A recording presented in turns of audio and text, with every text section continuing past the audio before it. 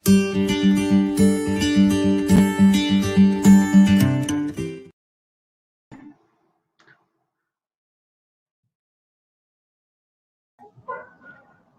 ka po, Sir Rick. Yes. Gandang Hello. hapon. Gandang hapon, Rion 11 sa ating mga guro sa hapong ito. Magandang hapon po sa lahat. Ma'am Aba, magandang hapon po. Magandang hapon po sa inyo, Sir Rick Ginto. And of course, we also welcome our Region 11 teachers on this Regional Psychosocial and Wellness Kumustahan with Teachers. Actually, Sir Rick, this is our third episode, Guro, Itanong Mo Kay Doc. So it's another third Wednesday, the 30th of September of 2020.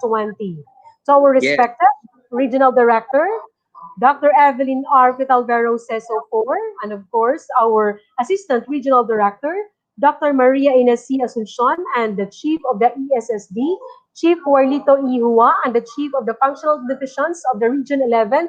Good afternoon, and it's another beautiful Wednesday on the 30th of September 2020. Yes, third episode na po tayo, Ma'am Aba. At welcome ko po ang ating mga superintendent sa lahat po ng ating sangay ng Rion 11. 10 ng kanilang mga assistant superintendent. Kami po ay naandito na naman at magbibigay na naman po ng aming mga palatuntunan. At meron tayong mga inibitahan ngayon, Ma'am Aba, mga doktor. Yes, that's true. Of course, tapos na tayo sa Chief of the Functional Divisions of the Region 11, si Rick. Ngayon naman ay the different doctors in the field of medicine and in the field of education who will give us nothing less but the best of the education because we are all teachers and some others. And of course, this is really the day, the Teachers Month celebration. Yes, may doktor po tayo sa medicine at meron po tayong inimbitahan din na doktor para sa edukasyon at meron pa pong isa para sa guidance. Pero bago po ang lahat, magsimula po tayo sa paninimula ng ating pambansang awit.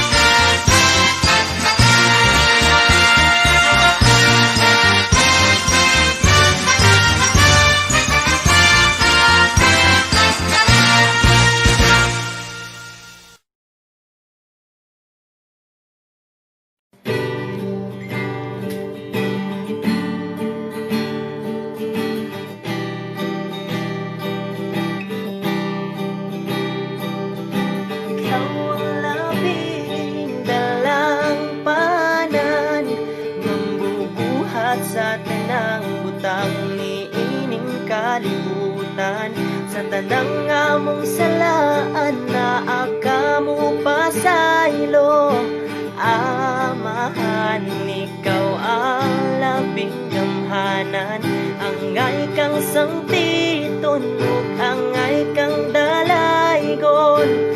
O ikaw balaan di angay nga kalimtan, labing gamhanan gugmang way katapusan.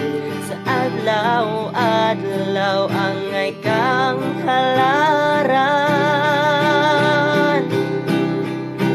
Oh Diyos, ngalan mong nga pagkabalaan.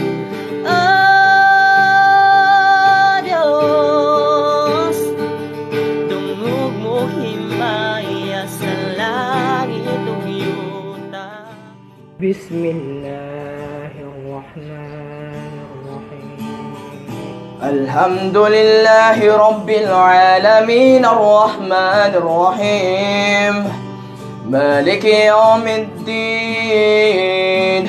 إياك نعبد وإياك نستعين اهدنا الصراط المستقيم صراط الذين أنعمت عليهم غير المغضوب عليهم ولا الضالين.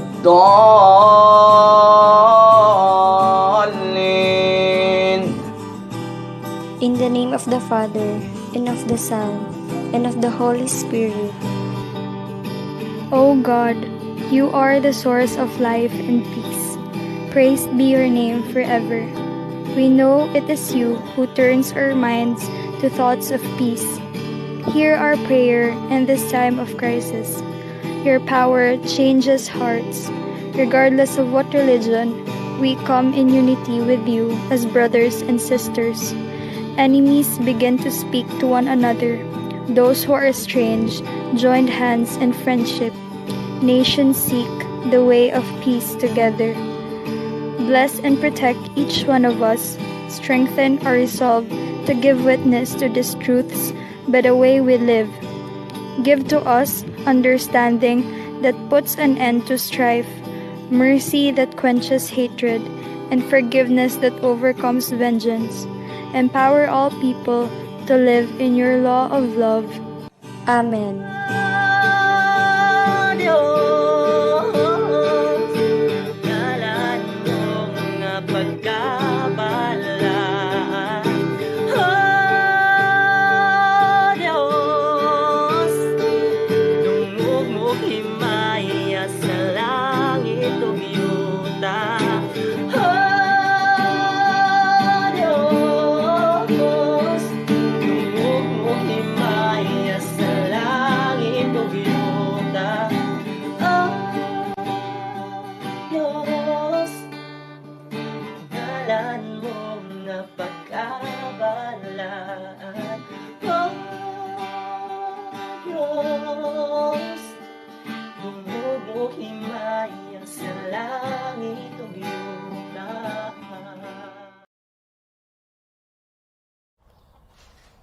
A prayer for teachers.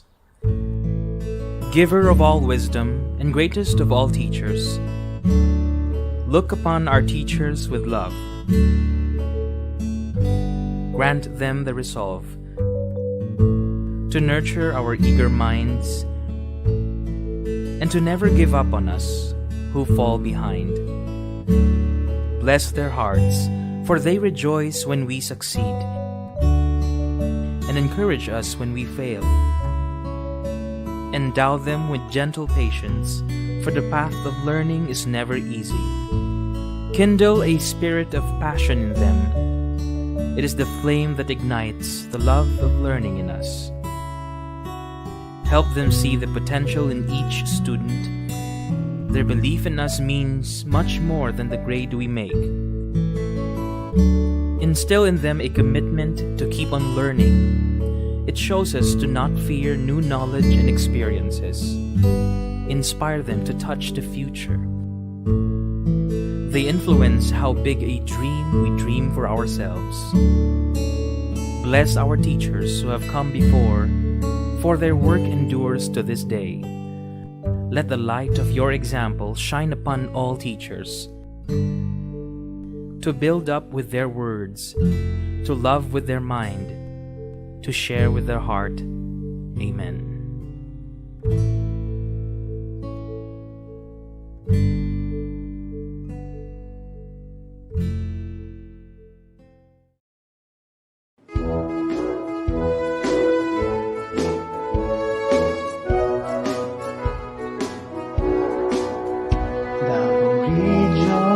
Pinanggang yuta, may bukid apong halabing taas. Haring agilan na sudnong langgam, waling-waling haras sa kamulakan. May ulawan ug haring durian, lubi ug saging, bugas damian, yutang gimahal sa gawawenyo, makugihong mga tao. Ang milangko mga probinsya, mga dakbayan nagkahiusa, may gituuhan nga Dios. Davao de Oro, Davao Oriental, del Norte Occidental, del Sur, siyudad sa Davao, Panabutagon, Samal Island, Mati ug Digos. Davao Region, gipanalikdan, mga bahanding kinaiyahan, yutang tabunok, daghanang nindot, nga kapanginabuhian. Garbo sa tanan ng Davao Region, among yuta nga gipangga.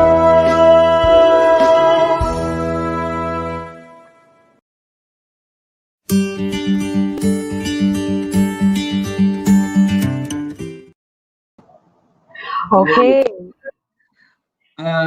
Welcome po sa ating third episode. Magandang hapon po to Director Evelyn Petalbero at salamat po sa support.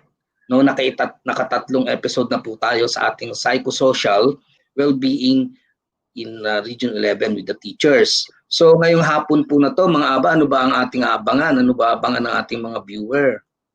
Marami po tayong mga speakers ngayon. Actually, we all have all the way from Manila. So she's also a national speaker who will give us insights, especially so, Sir Rick, that this is a teacher celebration that provides the voices of the teachers that draw attention in the hearts of our educators to become globally educated, targeting of leaving no one behind at the academy.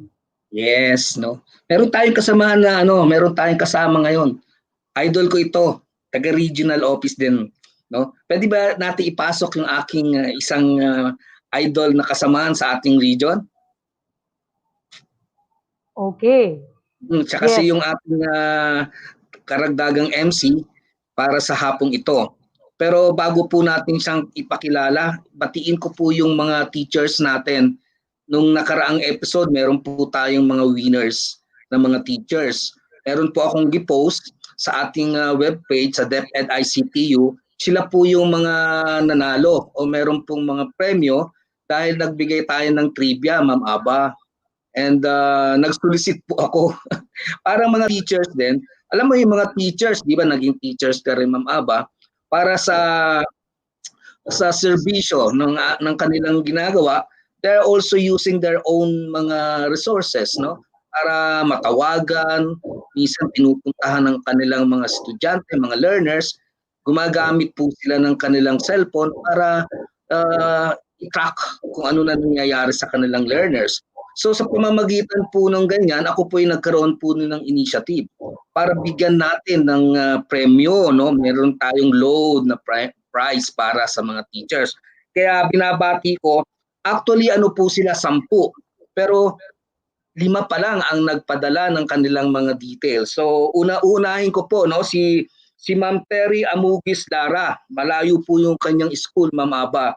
Siya po ay galing sa Baclinan Elementary School, Boston, Davao Oriental.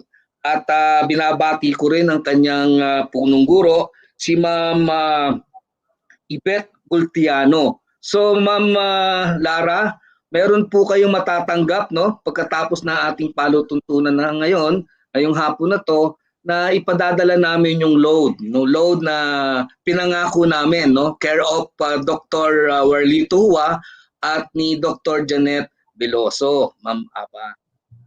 Wow, congratulations to our teachers. And of course, we extend our genuine gratitude to one of the country's most significant and vigorous resources, our dear teachers, the Department of Education Region 11 teachers. And of course, at this time, si Rick, we have our welcome message coming from the Chief of the Education Support Services Division. At the same time, he will give the rationale of the third episode. Can we call now, ladies and gentlemen, the entire Region 11 teachers and the participants? We welcome Dr. Warlito E. Hua, Chief of the Education Support Services Division, on his welcome message. Yes. Magandang hapon, Sir Noel. Hello, good afternoon, Sir Rick. Good afternoon, Ava. Good afternoon, Teacher Mylene. Good afternoon, Sir Jimmy. Okay, papasok ka mamaya-maya. Anyway, to all of you, good afternoon.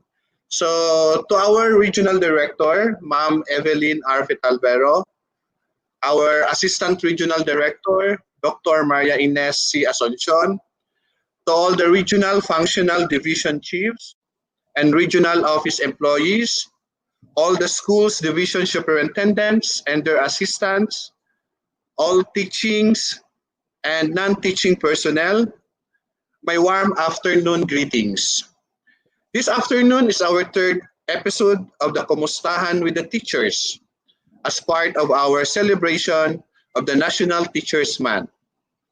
This initiative of the regional office reaches out to the teachers of Region 11 in order for us to say hi and hello despite of our hectic schedule, especially as we prepare for the opening of our classes on Monday. We should not forget that no matter how big the challenges we encounter at this very moment, we still have time to smile and to feel great that we are all teachers bounded with love and care by our loved ones, by our learners, by our co-teachers, and everybody who surround us. This afternoon, dear teachers, we have invited three expert speakers who will be sharing to us inputs on how to become a good person and effective individual. We have invited doctors in the different field of professions like medicine, education, and psychology.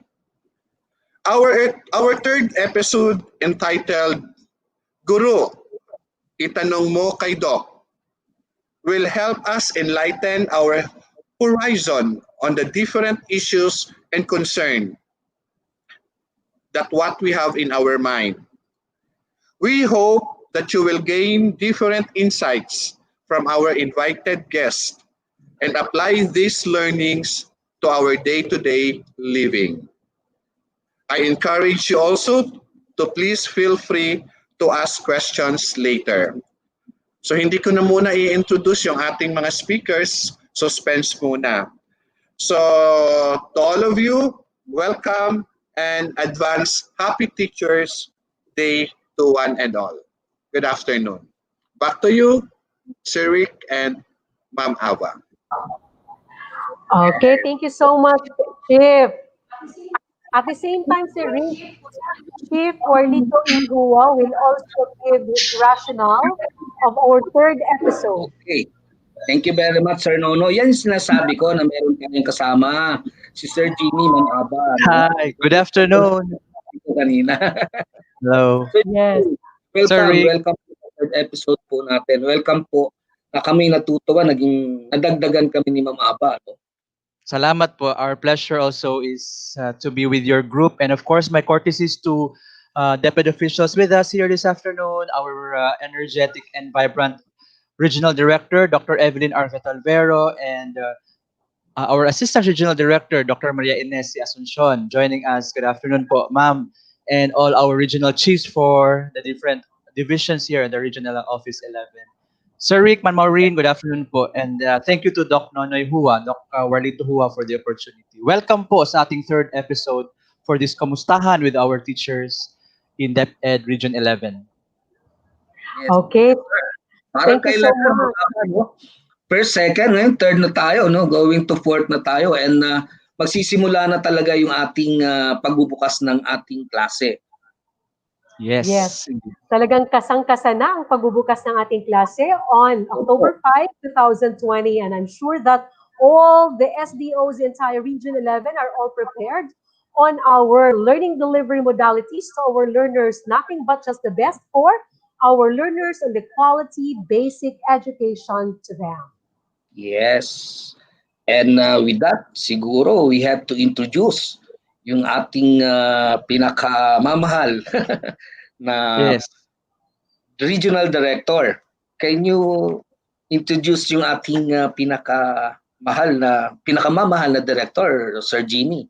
Yes, I think it's an honor to introduce our regional director because our regional director is one of the best in the Philippines, in the whole nation, no? And Mother. she rose from the ranks actually. Naging elementary teacher po siya hanggang naging isang supervisor sa division office until she became schools division superintendent in one of the SDOs here in Region 11 until she is now in her position, but with a big heart for all the teachers and non-teaching personnel in DepEd. So, with your permission, Dr. Rick Ginto, Maureen Lara, we would like to introduce and usher in for her message and challenge this afternoon. This is our episode before the actual celebration of World Teachers Day and the opening of the classes on Monday. Ladies and gentlemen, I'm referring to no less than Dr. Evelyn R. Fetalvero, CESO 4, Regional Director, DepEd Region 11. Ma'am, good afternoon po.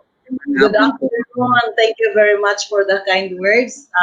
Sir Eunice Jenny Hesoro III, our favorite human resource and management officer. And also to Maureen Ababi Aconia, our one of our favorite program hosts of the region.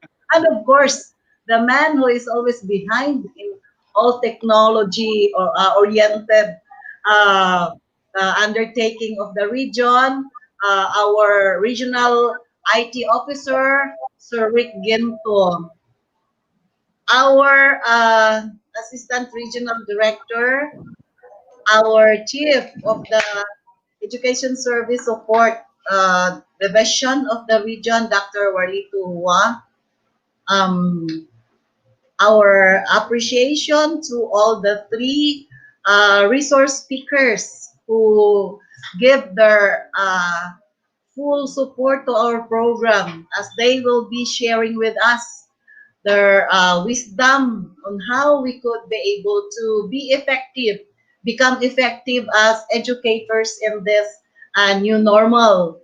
Our schools division superintendents all over the 11 schools divisions of Davao region, our supervisors, our school heads, and most of all, our teachers, our beloved teachers of all the 11 schools divisions who are listening and watching and viewing in this very moment in our third episode of our psychosocial and wellness program, the third episode, which is Kumustahan, Itanong Mo kay Doc episode. Ladies and gentlemen, good afternoon. I am so happy and very much appreciative of this initiative of the ESSD as they put things in proper perspective for our teachers, for our personnel, for the non-teaching of Davao region as they hosted or have been hosting this uh, webinar, the Kumustahan. This is our channel, our platform where we can download, we can take away, we can take out all the stresses that we are having in this, in the, how many months are we already? 7 months in this pandemic. And as we prepare for the school year, for the opening of classes come October 5, wow, that is this Monday. And barely 3 days more to go uh, after this kumustahan. And I hope that all of us are excited, especially our fellow teachers. My dear teachers, we need this kumustahan because we want really to feel good as we face the Herculean challenges of the school year opening and the continuity of education amid this pandemic. My dear teachers, mawala na ang lahat Subalit, kung may andun ang guro na may pagmamahal para sa edukasyon, marami mang kakulangan, subalit kung ang guro ay handa sa kanyang sarili, sa kanyang puso, sa kanyang isip, at sa lahat-lahat ng kanyang faculties. I'm talking about the physical, the mental, the social, emotional, and all the faculties we need for us to become a healthy, a vibrant, a psychologically sound teacher for the new normal. My fellow teachers, this is our shining moment. Everything suddenly changes. We are not ready for this. We could make it hit and fail. It's about sort of experimental, but that is what makes our job more exciting in this new normal school year. Fellow teachers, you are our most valuable assets in the Department of Education. In all our national MANCO meetings, our beloved Secretary Leonor Magtolis Briones has always expressed her her utmost appreciation, utmost care to you being our frontliners. At palagi niyang sinasabi na kailangan ng ating mga guro ay dapat po sila ligtas.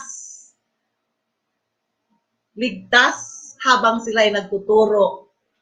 Dahil kung hindi tayo ligtas, ay walang kabuluhan ang ating gagawing learning continuity para sa new normal.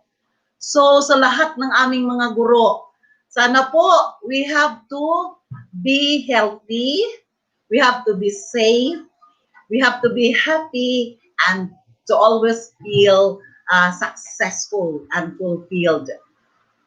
At the end of the day, kung hindi tayo maligaya at hindi tayo nakadama ng tagumpay para sa ating sarili sa bawat araw-araw na humaharap tayo sa ating mga tungkulin bilang guro, ay wala ring kabuluhan.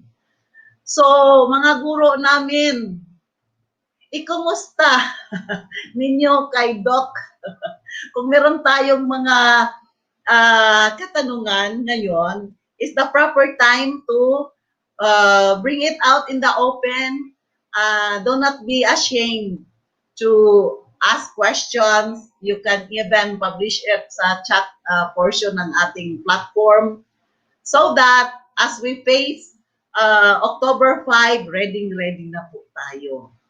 At sana kahit may mga kakulangan tayo, as long as we have the confidence that we really can make it, and with our strong faith in the provision of the Lord Almighty, kayang-kaya natin talaga ang ating hinaharap na school year. Itong school year na naiiba sa lahat ng mga school years na nagdaan. Itong school year na sasabihin natin, we are treading on unknown path. Subalit, dahil isang buong pamilya tayo na nagtuturingan ng maganda sa bawat isa, at we nurture each other. Proof is we have disciple social support from the Department of Education. So, huwag tayong maging, kasi yung fear of the unknown, malaking bagay po yan na makapaghinder sa isa na maging confident and successful. Alalahanin natin na meron tayong 1.2 million learners na all over Region 11. So, ang 1.2 learners natin, sila po, they are dependent on us teachers. Ano ba ang ihahain ng aking mga guro ngayon na pandemic ngayon? Ano kaya ang kanilang recipe upang sila naman ay gaganahan sa pag-aaral? Remember, our learners have been, shall we say, stagnant in terms of education, no? Although informal education is also very important. Pero yung academic ano nila preparation ay na stale, meaning hindi muna parang naudlot. Kaya I know that our learners and with their parents are also excited. Ano kaya ang ihahain sa amin ng Department of Education? They learned about the different learning modalities that we have been cooking. Meron tayong modular, no? Meron tayong radio-based. Meron tayong television-based. Meron nga tayong teacher broadcaster na siyang siyang nag-iisa from Region 1 sa first na screening. I'm referring to our Miss Mylene Navarro of Bago Siero Elementary School. Congratulations again, Mylene. Tuwang-tuwa po kami sa inyo. Kasama po ng ating staff sa production, no? All from Davao City. So congratulations, hindi ko na mobilize ang lahat ng mga pangalan. Basta feel the warmth of our appreciation to all of you. Meron din tayong understudy na mga guro. Parang apat yata sila. From Davao City again, then from Davao del Norte, and then from Digo City, no? Understudy. Sana sila rin ay makatulong kay Maylin. Madagdagan ng ating mga teacher broadcasters. And we also have the online modality. Nagagamit ng mga gadgets, no? Subalit nangangailangan ng good internet connectivity. And we also have that what we call as blended learning. Na hindi lang isa ang modality, kundi may kasama pang ibang modality. Kaya, my dear learners and teachers, isn't it exciting? Di po ba? Parang ngayon kinakabahan tayo. Subalit, ang kaba na yan ay hindi kaba ng takot, kundi kaba dahil we are to experience a new learning to both teachers and learners and parents and the whole of our education community. Fellow teachers, narito lang po kami behind. We are supporting you all the way. Kung ano ang magagawa namin, kakayanin po namin. Basta magagawa lang namin at walang mga legal impediments, ibibigay namin po kung ano ang gusto niyong gagawin ng inyong schools divisions, ng ating regional office, at saka ng ating kagawaran ng edukasyon. Kaya, be confident as you face October 5, and this October 5, we shall have our regional launching and division launching and kick-off of the opening of the school year for 2020-2021. Sana po nasa mabuting kalusugan tayo. Masarap ang ating pakiramdam at matalas ang ating mga isipan, subalit bukas ito, dahil bukas ito sa lahat ng mga bagong experiences na darating sa buhay natin. We should not miss this, and we should not be lost along the way, fellow teachers. This is all our shining moment. And so we have to welcome this with a very open mind, a brave heart, and a very willing faculties. But we should not forget that everything that we do, we have to dedicate it to the Lord, and we have to pray all the time. Because as I have always emphasized, miracles do happen. I do not know if you believe in that, but ako, believer talaga ako. Dahil maraming pagkakataon na sa buhay ko na parang mahirap. But because of my strong faith in the Lord, lahat po ay nakakaya at the outcome is very, very much positive. Praise the Lord. Kaya, fellow teachers, mabuhay po kayong lahat. Mabuhay ang ating mga paaralan. Mabuhay ang lahat ng mga educators, both in the public and in the private. And also now, mabuhay ang ating mga speakers because they are part of our family as they share their expertise this afternoon. So all of us, keep going, be excited, join us in our bandwagon to take the exciting trip in the new normal, and God will always be with us. We always pray for the wisdom from the Holy Spirit to be at all times guiding us as we pursue our sinumpaan nating bukasyon. At yan ang pagtuturo. Kahit na anong panahon, ang pagtuturo talaga ang ating niche dito sa mundong ito. Kaya, to God will always be the glory. Mabuhay ang Davao Region. Thank you very much.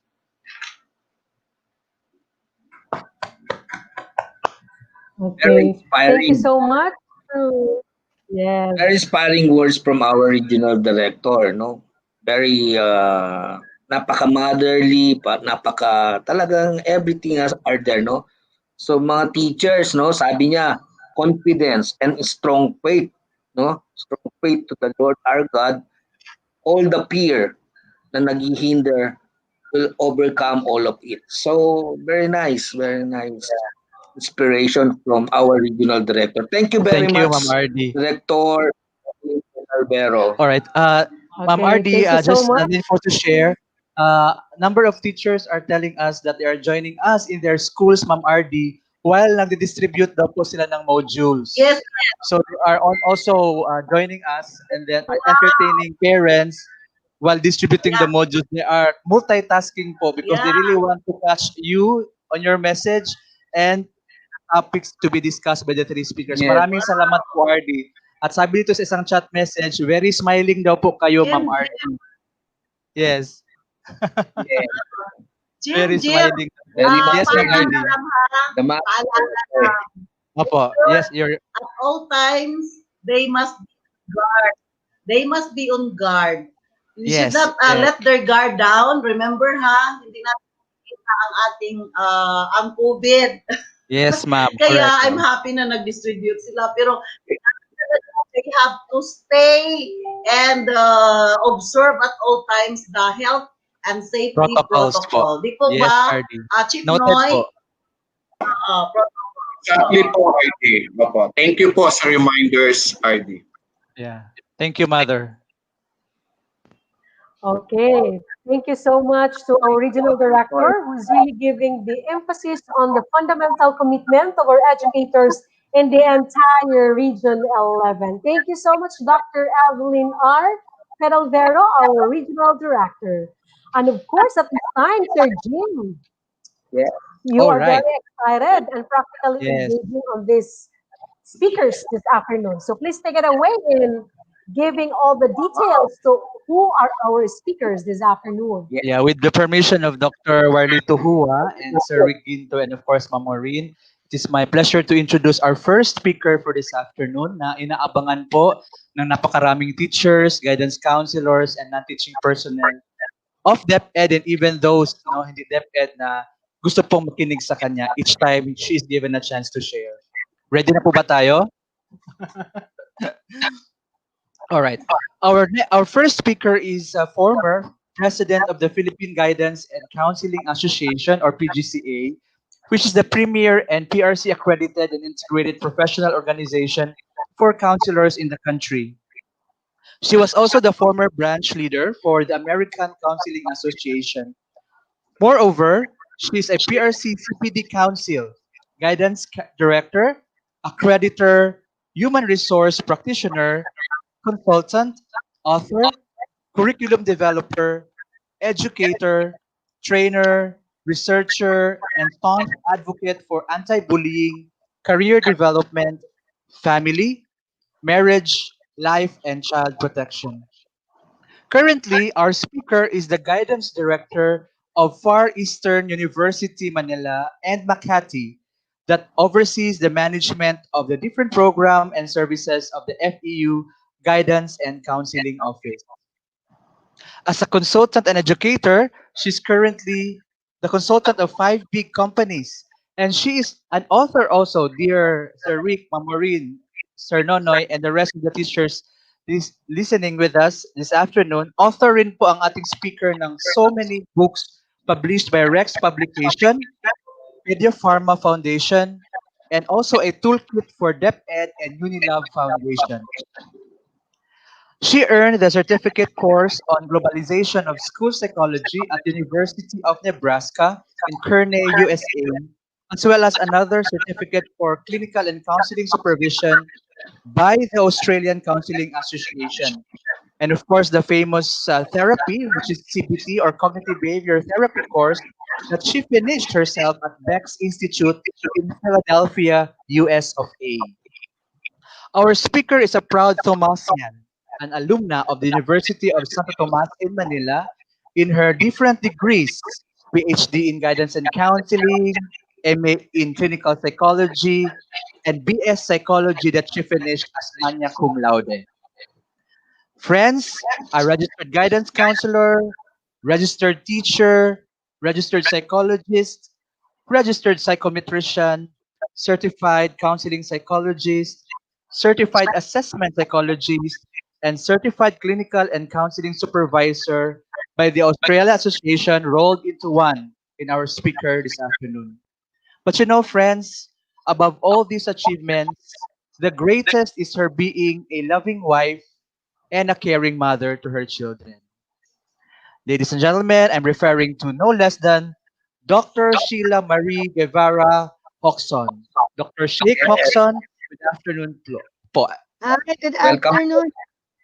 Hello, Doc Shay. Good afternoon po Welcome from to, welcome to Davao City again. yeah. Thank you so much for the grace of God that I'm here, no? Just in a snap of a finger. So maraming salamat kay Dr. Warlito for always inviting me over. Of course, sa aking And kabaro, si Dr. si Sir thank you po. Leonides, no? Our registered guidance Yes, counselor. Ma'am we miss you here Maureen. in Davao, Doc. It's been a while that you've been here to Davao City po. Matagal na Oo rin. nga. Actually, I was there a few weeks ago po sa Ateneo de Davao naman for all the Wow. best. All right. Oo. Yeah. And of course, to Sir Rick, maraming salamat po. Okay? For Welcome po. inviting You me are over. very Thank you for welcome po. squeezing your time. We know that you are busy po, Doc Jake. Thank you for squeezing your time. Yeah. All for the Thank public you. school teachers. Wala akong problema. And then, I'll be coming up with the psychosocial support through play. Ito po ay ginawa namin sa DepEd in collaboration with the Unilab Foundation. So sa lahat po ng mga teachers ng elementary, I think baka piniprint niyo na po yan ngayon. So I hope that you'll find the play psychosocial support manual to be good. Okay? So can we start already, sir? Go. Yes. Ayan, salamat po. So I'll be sharing my slide. So magandang hapon po sa inyong lahat. So I'll make it somewhat pangungumusta. Okay? Magandang hapon po sa lahat po ng mga guro, no? And sa hapong ito, I'm encouraging everyone to participate with our little activity. Short, but I know that it's sweet kasi po ang DepEd Region 11 po talaga ay nagbigay ng panahon para po sa kapakanan ng mga teachers. Okay?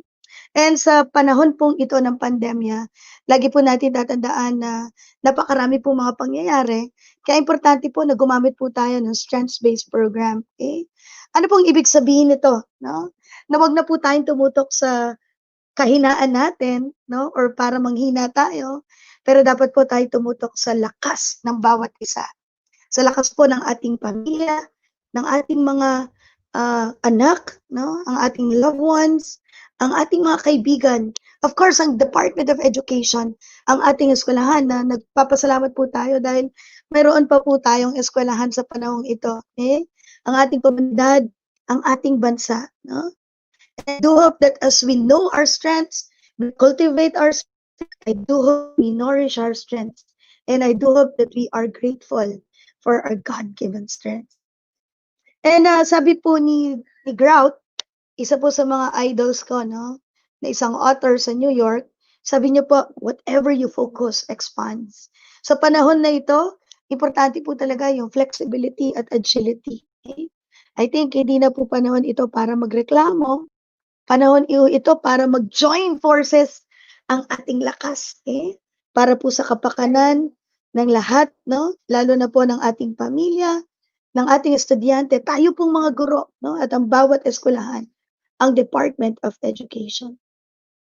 So sabi po dito, ang activity na ito na kamustahan is to discover, to nourish, no? And of course, i-value po natin yung ating mga kalakasan. So ito po ang panahon ngayon na everything was disrupted because of the technology. And ito po ay tinatawag na VUCA world. No? And when you say VUCA, everything is volatile, napakabilis ng pangyayari, everything was uncertain. Hindi po natin alam kung kailan ito matatapos. Pag tayo babalik sa traditional learning, everything was complex. Marami pong nagkasakit, maraming nawalan ng trabaho. And of course, pag hindi po tayo kumustahan at wala po tayong mga support na binibigay ng ating Department of Education, pwede ho talaga tayong karoon ng mental health problem. And everything was ambiguous that tend us, no, to go for fragile, no? That's why, kasama po sa invitation na ito, na lagi po tayong binibigyan ng vision ng ating pong mga heads at ng ating mga stakeholders po, no? Nagtulong-tulong ang bawat heads, teachers at ang ating mga counselors para ibigay po ang vision, no? Na tayo po ay nandito para sa bata, para sa bayan, and of course, para sa kapakanan din ng ating mga guro. And this vision will talk about also giving you the understanding and the clarity for us agile. Kung ibig sabihin ng panahon na ito, importante po talaga na maging flexible tayo. And of course, the professional humility na dapat po handa tayong matuto. Or else, pag hindi po tayo magiging open-minded at magkakaroon ng growing mindset, hindi po tayo makakasabay at pwede po talaga tayo maiwan ng mundo. So, very important po sa research po ng ginawa ng isang estudyante about the concerns of the teachers, no? Yan po. Sabi po ng Upland Hope, no? 1 in 4 teachers is not confident to teach come start of classes. So marami po talaga ang nag-iisip na, nako, hindi ko alam ang technology. Nako, takot na takot ako sa infection, internet, at kung ano-ano pa po, no? Na mga takot. Lagi niyo pong tatandaan na importante po yung bukas na pag-iisip para magkaroon ng bukas na puso at bukas na galaw at values para mas makatulong tayo sa kapwa. Sarado ang ating pag-iisip, magiging sarado po ang ating puso sa pagtulong. And of course, hindi po tayo magkakaroon ng magandang behavior at motivation sa ating online classes. And of course, ang values natin is definitely ma-affect. So sabi po dito, 1 of 3 teachers feels unready, lalo na po sa digital learning and technical equipment. No? So importante po na kailangan po talaga natin matuto ng digital literacy. Aside sa handang pag-iisip, puso, gawa, at values, importante po talaga, no? Matuto ho tayo. Kailangan ho natin tulungan ang ating sarili na magtulong-tulungan para po matuto sa teknolohiya. Marami pong pag-aaral na nagsasabi na effective ang technology at marami naman nagsasabi na hindi ito effective. Pero mas marami ho ang nagsasabi na ito ay effective. At ngayong mga panahon na ito lang po ang dapat talaga nating kapitan kasi nga po talagang for the safety and security. So I do hope we help each other have a growth mindset so that our purpose and our mission not only to help our learners, but also not to be stressed in this online learning. Because online learning can make or break the life not only of our students and learners, but even our families, the families that we also cater, and of course, our life as a teacher. Kaya importante po yung preparation. So, pag hindi po tayo naging handa, lockdown can lead to breakdown. Okay? Kaya importante po na nagsisimula sa ating pag-iisip, no? At lagi po nating tatandaan na in social psychology, ang environment po natin ay naiimpluwensyahan ng ating behavior. Okay? At ano po yung environment na yan? Ang environment po na yan ay ang ating pamilya, ang ating eskwelahan, at kayo po ay malaking environment ng ating kabataan, ng mga teachers. Ang teknolohiya, globalization, ang pandemya, and prior to these are the negative experiences that will affect, no? Unang-una po, kaya niyang guluhin ang ating pag-iisip, na nagiging ating paniniwala, na nagiging ating puso, galaw, pag-uugali. At ito rin ang gauge ng ating psychological well-being. So, importante po, no? From the right cognition or growing mindset, importante po yung tamang pag-iisip, tamang paniniwala, eh? Tamang desisyon, tamang galaw, tamang pag-uugali that can gauge a healthy psychological well-being. So from perceptions to decisions and to action. Okay? So, kumusta ka na, teacher? Ito po ay nagkaroon po tayo ng last June 5. Nagkaroon po ang PTSD ng Upland Hope ng 1,000 teachers na nagsasabi po, no, na ano po ba talaga ang kinainat na ng ating mga teachers. Sabi po dito, kumusta na ang mga module? Sabi po ng mga sagot ng mga teachers are not robots. Sarap po ng feeling na may nangungumusta. Kaya we are thankful na meron po tayong kumustahan through the efforts of Region 11 DepEd. Thank you for showing care. We really need it, no? And it's really important to take care of our mental health. And of course, no? Pag kinumusta niyo po ang mga tao, nagkakaroon po sila ng ng pag-care, no? At nagkakaroon po sila ng magandang pag-iisip at pakiramdam, at nakakalimutan po nila ang dami ng responsibilities at modules na kanilang ipiprint. At nauubos na ang papel pati po sa Maynila. So, ito po ang aming top 3, no, na naging poll, at isa po talaga sa pangangailangan ng ating mga teachers ngayon ay teachers well-being. At ang pagkakaroon din ng emotional intelligence at mindfulness. So, importante po para po tayo makakope sa ating new normal. Importante po ang physical health. Importante po ang magandang pag-iisip, emosyon, magandang pakikitungo at socialization, pamilya, and of course, sabi po ni RD, no? Sa tulong ng Diyos, we will have a healthy psychological well-being that will emanate from the different areas of our lives, no? From physical to vocational to emotional to financial, relational, and spiritual. At sa panahon ng digital age, isa rin ho sa aspeto ng wellness ay tinatawag na digital citizenship. So, importante po na marunong po kayo humandle ng inyong privacy at security, na hindi ho lahat ng inyong information ipinamimigay. Kailangan nyo rin pong magkaroon ng digital identity and footprint, no? Responsible citizenship and netizenship, online and offline. Kasi ho tayo ay magandang ehemplo ng ating mga pamilya at kabataan at ang ating learner. Civil and mindful interaction. Kung kayo po ay mainit ang ulo sa online learning at kayo ay namomroblema, importante po, no, na umiwas muna sa mga gadgets para po magkaroon kayo ng pagkakaroon ng respeto. Okay? At pagkakaroon ng control sa inyong emotion. Very important din po yung informed posting. Mag-iingat po tayo sa ating mga pino-post, lalo na po kung pagod na tayo. Kung pagod na tayo, importante pong hinga, magkaroon ng mindfulness activity, okay? At umiwas muna, no? Sa atin pong mga dealings into online. Because one mistake or one negative digital identity can make or break not only of our lives, but also the lives of our children and the lives of our learners. Kasi po, tayo po ay ang absolute truth ng ating mga anak at kabataan. And of course, tech literacy.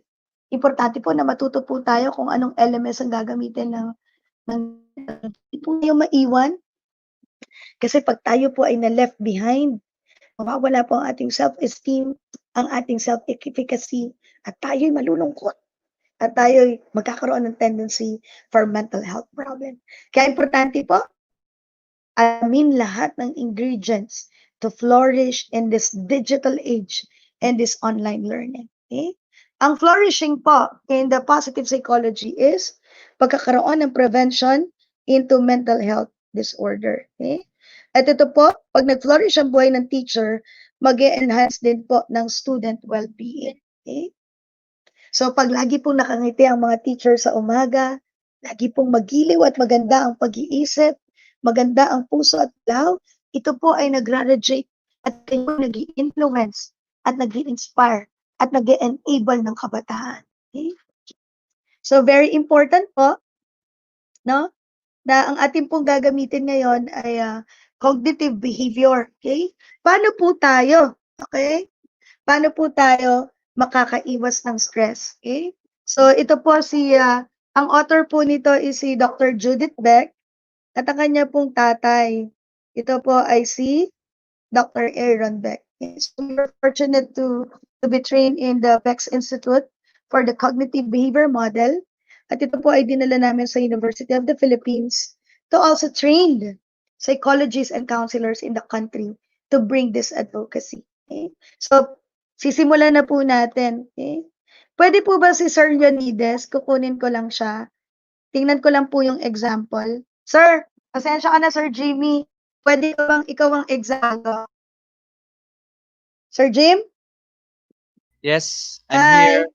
Hi. Doc Oo, Sir Jake, Jim, hello. okay lang ba ikaw ang i-interviewin ko?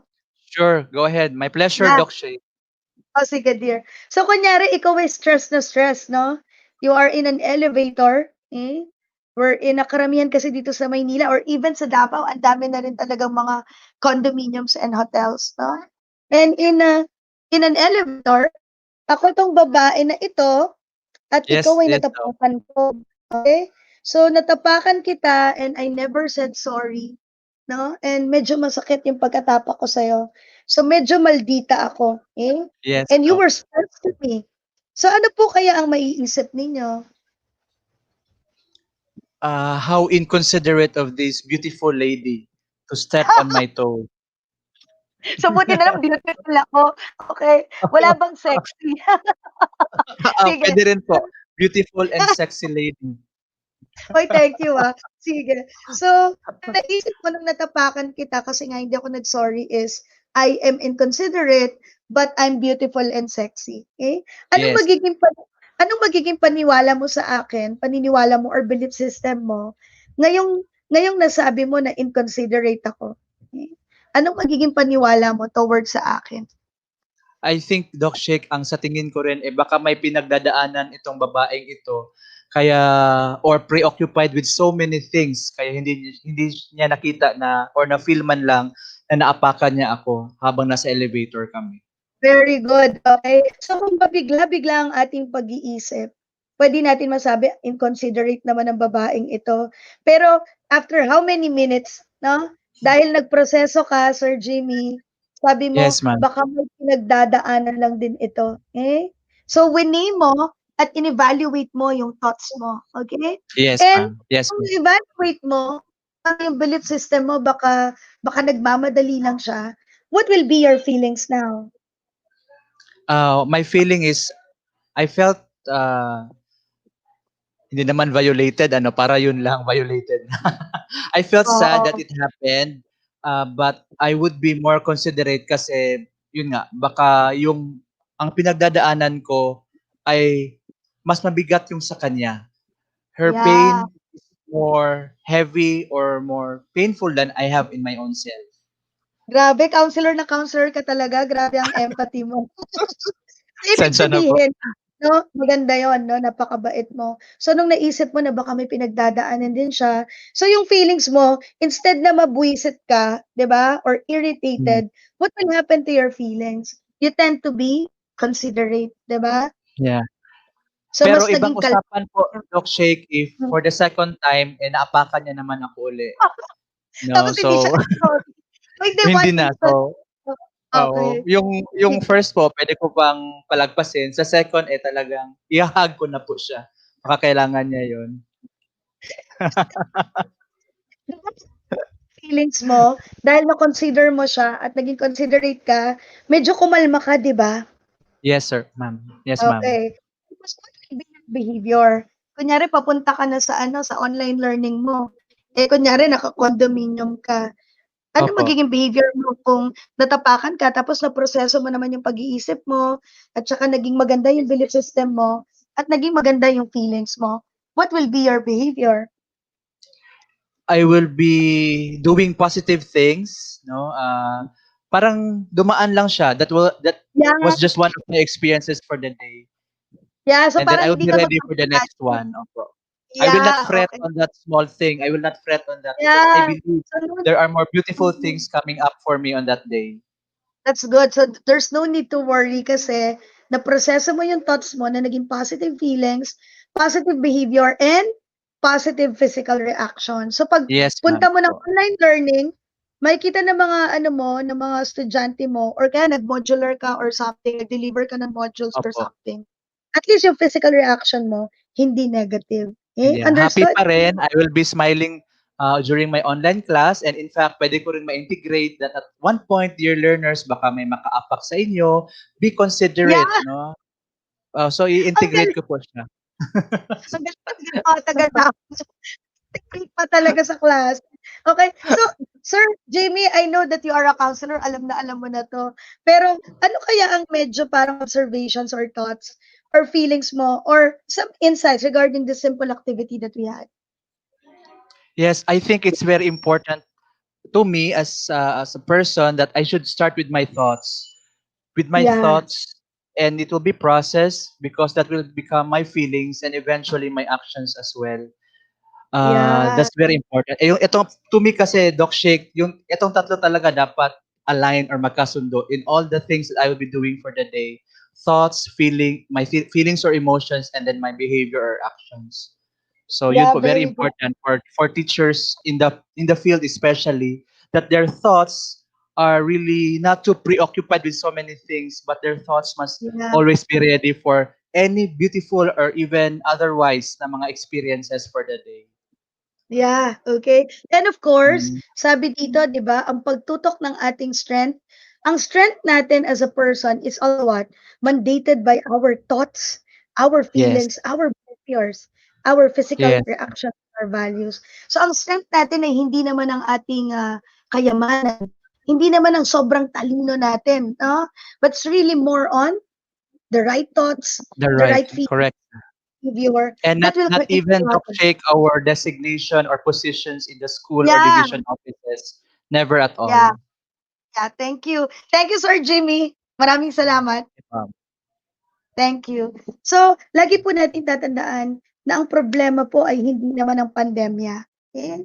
Ang problema po is how we healthily respond to a situation. Okay? So, kahit ano po ang dumating na mga dagok sa inyo, importante po talaga that you have a healthy response, healthy feelings, healthy behavior, healthy physical reaction that will become your healthy values. Values of gratitude that we are still alive, gratitude of humility that we have to know some things, especially digital literacy, hope, pagkakaroon po ng pag-asa, no? Na magiging successful po tayo in this online learning. Okay? Bravery, tapang po sa hamon ng buhay, and so on and so forth. Okay? So sabi po ni Dr. Annie Grout, 2020, you impact the field and draw from it. according to your beliefs and expectations. So kung mali po ang ating pag-iisip, magiging mali po ang belief natin na ang pandemya ay pwedeng sumpa, no? Pero kung tayo po ay magkakaroon ng healthy response, ang pandemya will create a lot of opportunities for us, lalo na po sa pagiging teacher. Ano po yan? Pagiging creative sa ating mga online learning. Pagiging magulang, pagkakaroon ng oras sa ating mga anak. Eh? Even though, no, medyo napakarami po talagang ginagawa at magkakaroon tayo ng positive expectations. So ito po yung isang sitwasyon ng isang teacher, no? Na ang situation is you had a lot of work from home tasks, and you have to balance, no? Personal, social, and family. So kung ang pag-iisip po natin is there's an overwhelming load, of tasks, ano pong magiging feelings natin? Palagi po natin sinasabi, yung teacher ng DepEd, ang dami talagang ginagawa, no? Lagi kang nagsasabi ng ganon. Pero unconsciously, mas marami palang ginagawa yung mga kasama mo at ikaw hindi ka masyadong maraming ginagawa. So pag lagi pong negative yung ating thoughts and we have a fixed mindset and a non-productivity thought, what will happen? We will have somewhat nervousness. We will tend to be anxious. We will tend to be down. And we will have what we call avoidance. So mag-a-avoid po tayo at hindi tayo magiging productive at nakakahiya, no? Sa ating mga co-teachers at ang ating mga learners.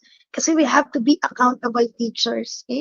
And result, pag napabayaan po ang pagtingin natin at pag-perceive natin ng mali sa ating situation na nagiging maling feeling and physical reaction, the behavioral results, no? And the actual results will be failure to deliver work outputs, no? And of course, hindi po tayo magiging successful and everything, it will be stressful. So ito po yung mga automatic thoughts natin that can be cognitive distortions. Lagi po natin tatandaan na ang pagkakaroon ng pag-iisip ay pwede po talagang maging impulsive. At itong pagiging impulsive natin, ito po yung nagiging cancer ng ating pag-iisip. At yan po yung tinatawag na cognitive distortion. Yan po yung being fretful, overthinking, worrying a lot, all or nothing principle. Lagi natin sinasabi, nako, hindi prepared ang DepEd, etc. Or kung ano-anong mga paninira. Or lagi nyo sinasabi that you're a loser, then definitely nothing will happen to you. So, importante po, no? That why do we distort reality?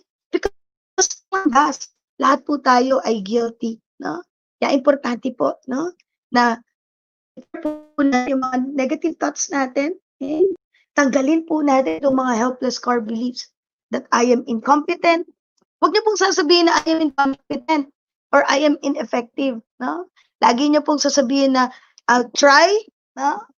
To be tech savvy in order to become a better teacher at para mas magabayan ko ang aking mga estudyante. Don't say that I'm powerless and I am weak, no? Don't say that you are unlovable. Lagi niyo pong i-weigh, totoo ba na hindi ako mahal? Kung kayo po ay may pamilya, kung kayo po ay may mga kaibigan, kayo po ay kamahal-mahal, no? At marami pong nagmamahal sa inyo. And very important, no? Sana po iwasan din po natin itong mga worthless core beliefs of I'm unworthy, I am unacceptable, no? That I am bad. So, importante po, no? Pag ito po ay nagkaroon ng negative thoughts, magkakaroon din po tayo ng negative emotions. At magkakaroon tayo ng negative behavior and negative character. So, importante po, no? Tatandaan ninyo na dapat po tayo ay may gawin because our life is our message, no? So sabi po ni Mahatma Gandhi, ang ating buhay na nagsisimula, no, sa awa ng Diyos, no, sa gabay at grasya ng Diyos, and of course, from our mindset, our feelings, our behavior can be our values, an example, no, and an absolute truth to all our loved ones, to our children, and to all the people that we serve, especially now that the family, no, and of course, our students. So very important po. Ano po yung ating lakas, ang ating pag-isip, God-given mind, feelings, and behaviors. No? Ito po yung tinatawag na ating strengths. Okay? At tutukan po natin yung maganda sa ating pag-iisip, puso, galaw at values. At sabi po ni Herman, no? Know your strengths and take advantage of them. Okay? Kasi po, nasa inyo pong kamay ang inyong mga lakas. Okay? So, importante rin po para hindi tayo ma-stress, positive connections and coping. Okay? So, to all the people that you love, okay? Sa lahat po ng mga people, no, na hindi po nagsistress sa inyo, yung pong nakikinig sa inyo and will always be there for you are healthy connections. And of course, healthy coping. Okay? So, yan po yung iba't ibang coping. Pasensya na po, maliit lang po ang oras natin. Pero you have to have physical health. Importante po yung tamang pagtulog, exercise, no? Healthy nutrition, emotional, no? Importante po talaga yung stress management, okay? A lot of compassion for people. You can also have journaling, knowing your boundaries as a person, hindi oo lang ng oo, okay? Meditation, no? Mindfulness can be also one source of meditation to renew your mind. Healthy habits and interests, no? Na talaga pong marami po ang nagnegosyo ngayon, no? Dahil nga yun po ang kanilang naging diversion at pagtulong na rin sa pang-araw-araw na buhay dahil maraming nawalan ng trabaho. Okay? Healthy environment and healthy space, no? So sana po yung inyong work from home setup of online learning is malinis. Kahit po paano may mga plans to create a magandang mood, no? And of course, stability. Okay? And of course, wag po tayong laging magsha-shopping ng online shopping. Importante po yung tama pong pagtitipid, lalo na po sa hirap ng buhay. And of course, work boundaries. Na wag po tayo ng sosobra ng allowed number of hours kasi po meron din po kayong pamilya. Okay? And you need to have self-care, especially Saturday and Sunday. Extra OT lang po tayo pag talaga po kailangan. Okay? So you also have to put your limitations. So very important po, as part of my work with the Unilab Foundation, kami rin po ay nagbibigay ng mindfulness. And I'll be giving a sample of the toolkit of our resilience toolkit na ginawa ko rin po sa Unilab Foundation. Bibigay ko po yan kay Dr. Warlito para magamit din po. Hindi lang po ito para pambata. Ito rin po ay pwede sa mga teachers, parents, and all school stakeholders. Bibigyan ko po kayo niyan. No? And isa ho sa module ng toolkit is learning mindfulness through the 5 senses. So pag kayo po ay magulong pag-iisip, pwede po kayong magkaroon ng mindfulness activity. Okay? By just being silent, no? in one place that is quiet, breathe, no? And of course, no? Go to your attention to your body. And of course, kalimutan po natin yung mga worries natin. And you can think of 5 things that you can see. Be mindful of every details. At pag inihila po kayo ng inyong mga worries, just go back again to the 5 things that you can see. 4 things that you can feel. Okay? Para po makita natin yung laman ng puso natin. Ano yung mga nararamdaman natin. 3 things that you can hear. Ano yung mga naririnig natin. Okay?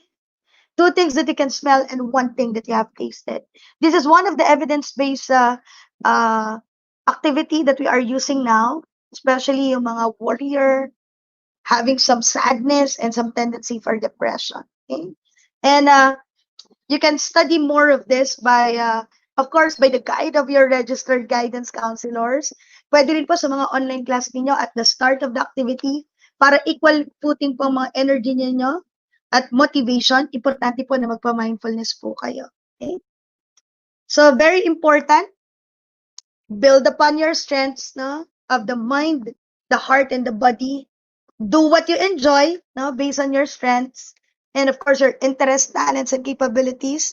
Emphasize on the positive. Build upon your hopes and aspirations. And I do hope that you can also build your family, your school, and your community strength. Okay? So ito po yung ibibigay ko sa inyong toolkit na bibigyan ko ng copy si Dr. Rita for the soft copy. Okay? Para po mabigyan kayo ng ito po, 10 module that I've created. Hybrid format, anchored with the model of Dr. Ginsburg. Okay? And I do hope that we are all for the holistic well-being of DepEd family. Of course, the DepEd Davao. Okay? And I do hope that we be the best advocate of our strengths. Strengths of everyone. Our strength, ang lakas po ng ating pamilya, ang ating po mga estudyante, our bosses, our school, our community, our country. And I do hope that you nourish, mas patatagin niyo pa po ang inyong strengths. And I do hope that you be grateful for your God-given strengths. So I do hope that you be the best advocate of strength, lalo na po sa panahon na papasok na po tayo sa October 5. Strengths for a healthy psychological well-being and for a flourishing new normal. Okay? So maraming salamat po sa pag-imbita. And if you want to engage with me, or you want to talk to me, or professionally, you can also contact me. I'm Sheikh Guevara-Hoxan po. Yan dyan po ang aking FB page, Instagram, LinkedIn, and YouTube. Maraming salamat, Dr. War, and of course to all the DepEd family of Region 11. Thank you po. God bless. Wow. Hello? Yes, thank you so much, Dr. Sheikh Hukson. Wow, that is really an expert all the way from the Far Eastern University. Wow.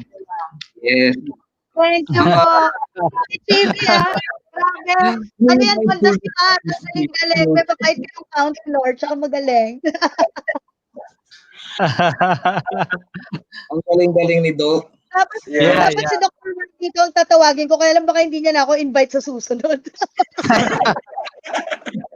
Ang galing-galing. Ay, salamat po. From God, the strength of God. Oo. Doc Sheikh, thank you very much for your time. No, I know you're so busy. At 3 o'clock, meron ka another invitation. Alam ko yan. Yeah. So, we miss you here in Davao City. Hopefully, you are always there in Manila, no? With your family. No? We will pray for your safety. Alam namin kung gaano kataas ng number ng positive dyan sa Manila. So, hopefully, pag-uwi na, no, I promise na babalik dito sa Davao. Yeah. See you soon in God's time.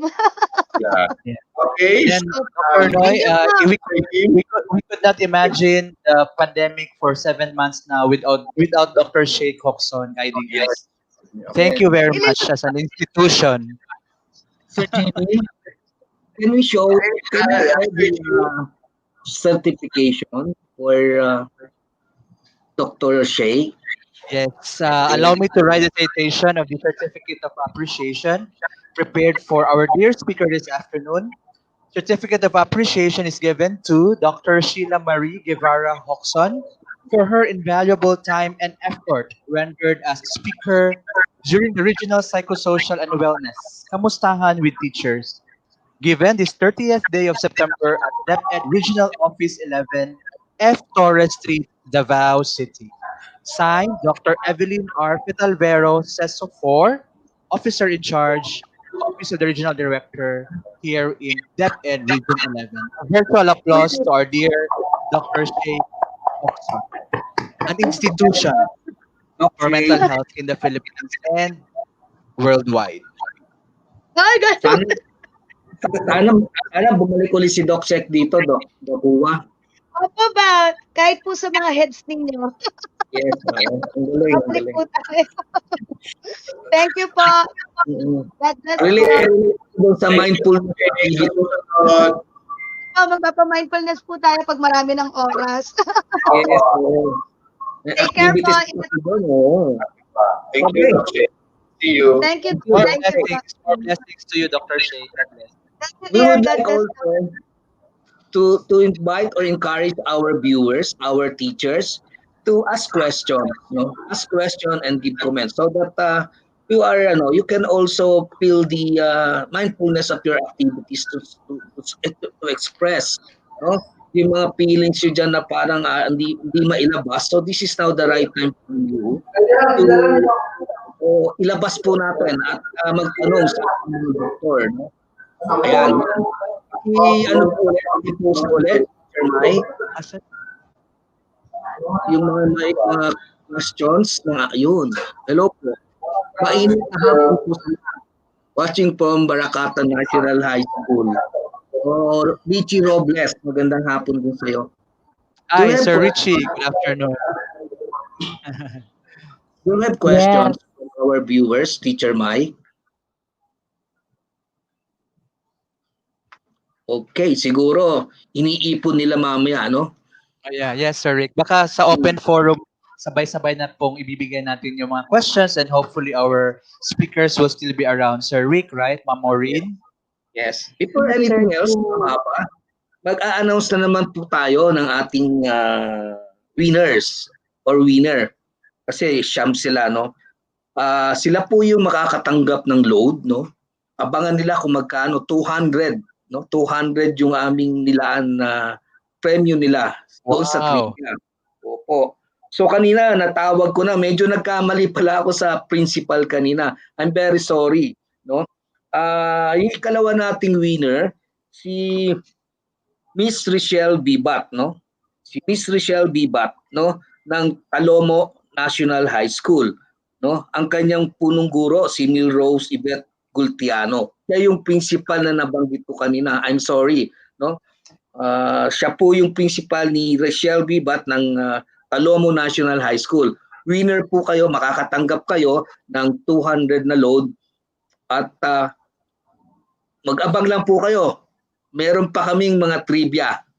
Yun po yung aming pamamaraan to support ang ating mga guro kasi ngayon po ay monthly, no?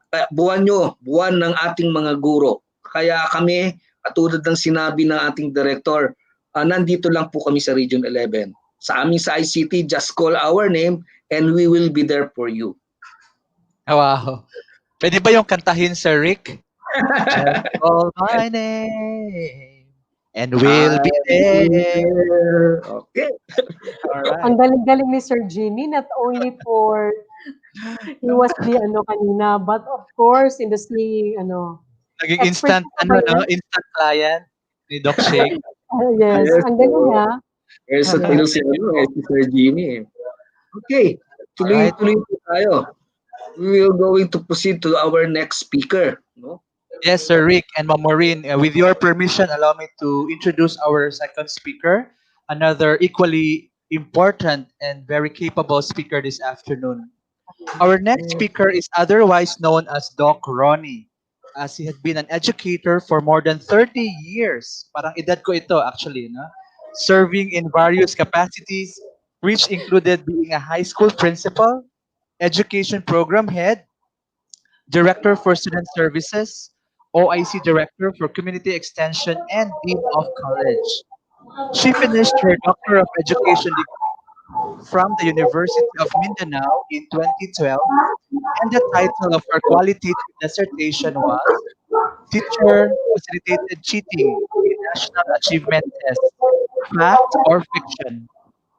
Since then, she became deeply enamored with qualitative research that she got herself involved with qualitative data analysis of more than 200 qualitative research studies since 2012 in two graduate schools here in Davao. Before joining the local government unit of MACO, Davao de Oro, as the college administrator and president of the proposed MACO de Oro College, a local college which is set to start operating in 2021. She worked full-time as the technical assistant to the Dean of Professional Schools of the University of Mindanao, where she was tasked to handle the quality assurance and the graduate school development program of the university's professional schools. She is still connected with the same university at this time as a part-time professor handling courses in the university's Doctor of Education program, a job she loves to do as it keeps her abreast of the latest trends in education and gives her a chance to be with students who sharpen her teaching acumen and who gave her an award as one of the outstanding faculty in terms of evaluation by the students during the school year 2018-2019. She's a loving wife and a very caring mother as well to 4 children. Ladies and gentlemen, put your hands together for Dr. Yofrosina Palmero Mines. Doc Ronnie, good afternoon po and welcome to our Hello. Kumustahan with DepEd Region 11 teachers. Thank you to our three very enthusiastic hosts. I would like to greet everyone. Greetings of peace and joy to all of you. At the outset, I would like to thank the officials of the Department of Education, particularly our Regional Director, Dr. Evelyn R. Alvero, ARD, Assistant Regional Director Maria Ines C., Dr. Maria Ines Asuncion, and Dr. Walito Hua, Chief of the Education Support Services Division, for giving me this opportunity to share with you whatever I know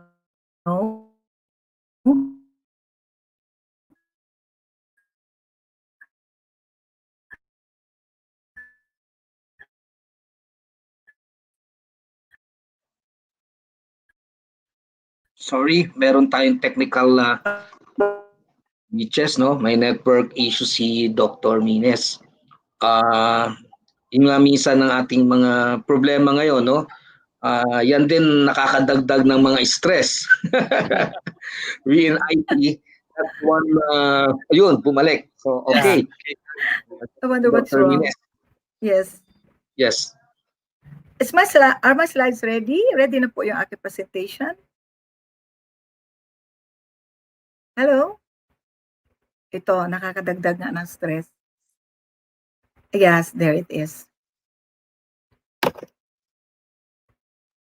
As I was saying, my salutations po to our Regional Director, Dr. Fetalvero, our Assistant Regional Director, Dr. Maria Ines Asuncion, and of course, Dr. Walito Hua. Thank you so much for giving me this opportunity to share with you whatever it is I know about effective teaching, both as a teacher and as school administrator. I am so honored to be here, even as I know that there are many other educators or in the academe who may have richer experience. However, as a teacher, when an invitation like this comes, we do not refuse and say no because, well, that's the nature of a teacher, I know. Always open, flexible, willing to share, and have that never say die spirit. So let me begin with this story that I came across at Facebook a few days ago. Next slide, please. Next slide, please. Okay, it's maybe some of you may have read it too. I'm not sure if it was a true story or not, but I liked it because it's another way of telling something that we already knew before, and we keep mouthing over and over.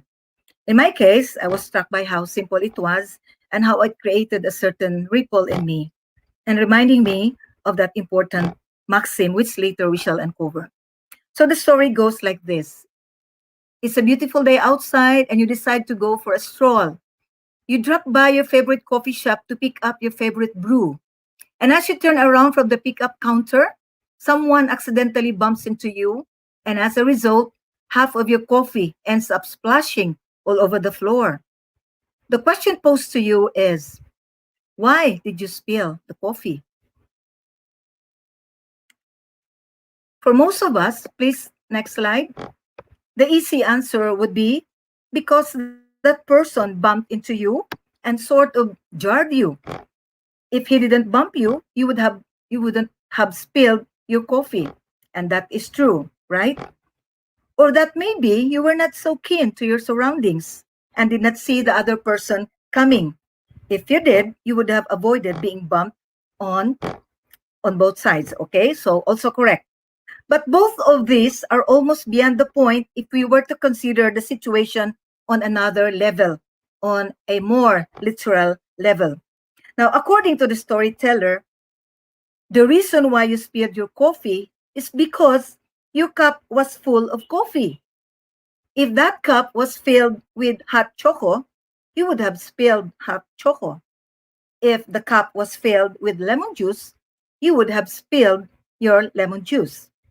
Now, the point is the thing that you spill is what was within you when you got nudged or shaken. The thing that comes spilling out is whatever was inside your cup when you got shaken. So get this. So, as you must know by now, the story isn't really about coffee. The point is that whatever is inside you will come out when you get shaken. In other words, the story is just another way of saying you cannot give what you don't have, or you cannot pour from an empty cup. And so, to fill your cup once some more with things that will make us better teachers and mentors is why we have this webinar or we have this talk today. And if your cup is already full, maybe we can enrich your brew by adding some creamer and sugar to make it even more delicious and palatable. This is the main objective of this short talk, specifically to learn about ways to become effective 21st century teacher and to make it more relevant to our current context, how to become an effective teacher in the new normal. At this point, I would like to mention right off the bat, not yet first, not yet po. Wag muna po yung slide na yan. I'd like to mention right off the bat that these are not my original ideas. I borrowed this from the experts and educational giants standing on their shoulders, so to speak. I chose these ideas to share with you because, as I said earlier, this is the call of the times. I have experienced some of them too in my years of teaching to work for me and for the teachers that I supervise. Now, no one has the monopoly of knowledge and skills here. And in today's Itanong Mo Kay Doc session, I eagerly look forward to learning from you as well. In fact, I listened intently to Dr. Sheikh and I am learning a lot indeed. Thank you so much, Dr. Sheikh. So, my friends, next slide. If as teachers, we can provide only content, yung next slide na po, facts, dates, formula, research, results, theories, stories, and information, then our role in the lives of our students is obsolete, out of date, purely Jurassic. You see, students can find information from, or rather on anything, anytime, and anywhere, from blogs and vlogs, Facebook, Twitter, YouTube, Google, and other search engines. You name it, they can access it. The information is virtually limitless. We just have to accept the reality, therefore, that we teachers are no longer the main source of information. If you keep teaching them in the same way, and then they realize that what you give them, they can access in the internet, then they will lose interest, they will disengage, and will no longer find meaning to the classroom, whether real or virtual. Next slide. Plutarch, a Platonist philosopher, once said, "The mind is not a vessel that needs filling, but wood that needs igniting." Albert Einstein when he said that education is not the learning of facts, but the training of the mind to think. Next slide, please. From Benjamin Franklin. Next slide, please. I should have control. I should be the one to control, ano? Okay. Di pa po yan. Before. Okay. Before. Sumubra, no? Okay. Before. Okay. Doon tayo sa next. Tell me and I forget. Teach me and remember. Involve me and I learn. That is from Benjamin Franklin.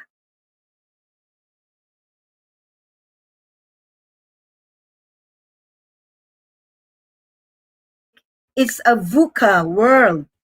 But isn't it amazing that their words, the words of Plutarch, Benjamin Franklin, and Albert Einstein, said so many years ago, still ring very true today, even as the latest technological breakthroughs have changed many areas in our lives, including the way we communicate. Next slide, please. The way we collaborate, the way we learn, and of course, the way we teach. Now, these advances created such changes in education that, as Ma'am Dr. Evelyn Fatalvero said a while ago, it seems like no teacher preparation program could have prepared us for it. Clearly, teaching in this age and time is an altogether different phenomenon. Never before could any learning be happening the way it is happening now, everywhere, all the time, on any possible topic. But what does being, next slide please, what does being an effective teacher in this age and time truly mean? When we say igniting the wood, what does it entail? When Einstein said, train the mind to think, how was it done? And when Franklin talked about involving the students to learn, again, the question is, how? Well, according to Palmer in 2015, next slide, please, being an effective teacher, particularly in the 21st century, means doing the following, which I believe is also what igniting the wood entails, what training the mind implies, and what involving the students mean. Number one is, please pakipindot. Okay, number one is learner-centered and personalized instruction.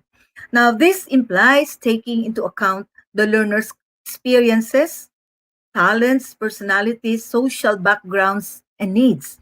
It also refers to using current knowledge about learning as a way to help students become lifelong learners, able to cope with the fast-changing world of the time. Now, I'm sure that this is definitely not a new concept to all of you. It's not a new thing in teaching and learning. At this time of the new normal, however, being learner-centered in our teaching and learning takes on a greater meaning and significance than ever before. Suffice it to say that since students have access to any information possible, then there is certainly no need to spoon feed them. As we all know, learner centered education is focused on skills rather than content. It is supposed to empower the students to take ownership of what they learn by focusing on how the new knowledge solves a problem or adds value. So instead of simply pouring information, the teacher, as facilitator, presents the students with an issue and guides the class as they build a solution. And so, with students having different personalities, goals, and needs, offering personalized instruction is so desirable. And I believe you will agree with me when I say that, well, it was something daunting for teachers to prepare individualized instruction in the old face to face modality. In the new normal, particularly for the virtual classrooms, it becomes less daunting. But of course, personalization is much different than just individualized instruction. It is broader in scope. Please, next slide. It is more systematic in, uh, in organization, and it is more authentic in goals and strategies. Number 3 na po yan. We go to number 2 first. Okay. Before that, may I mention that in the graduate school where I teach part-time on purely online modalities, it is made clear to us professors that asynchronous session is more encouraged than synchronous session. Why? Because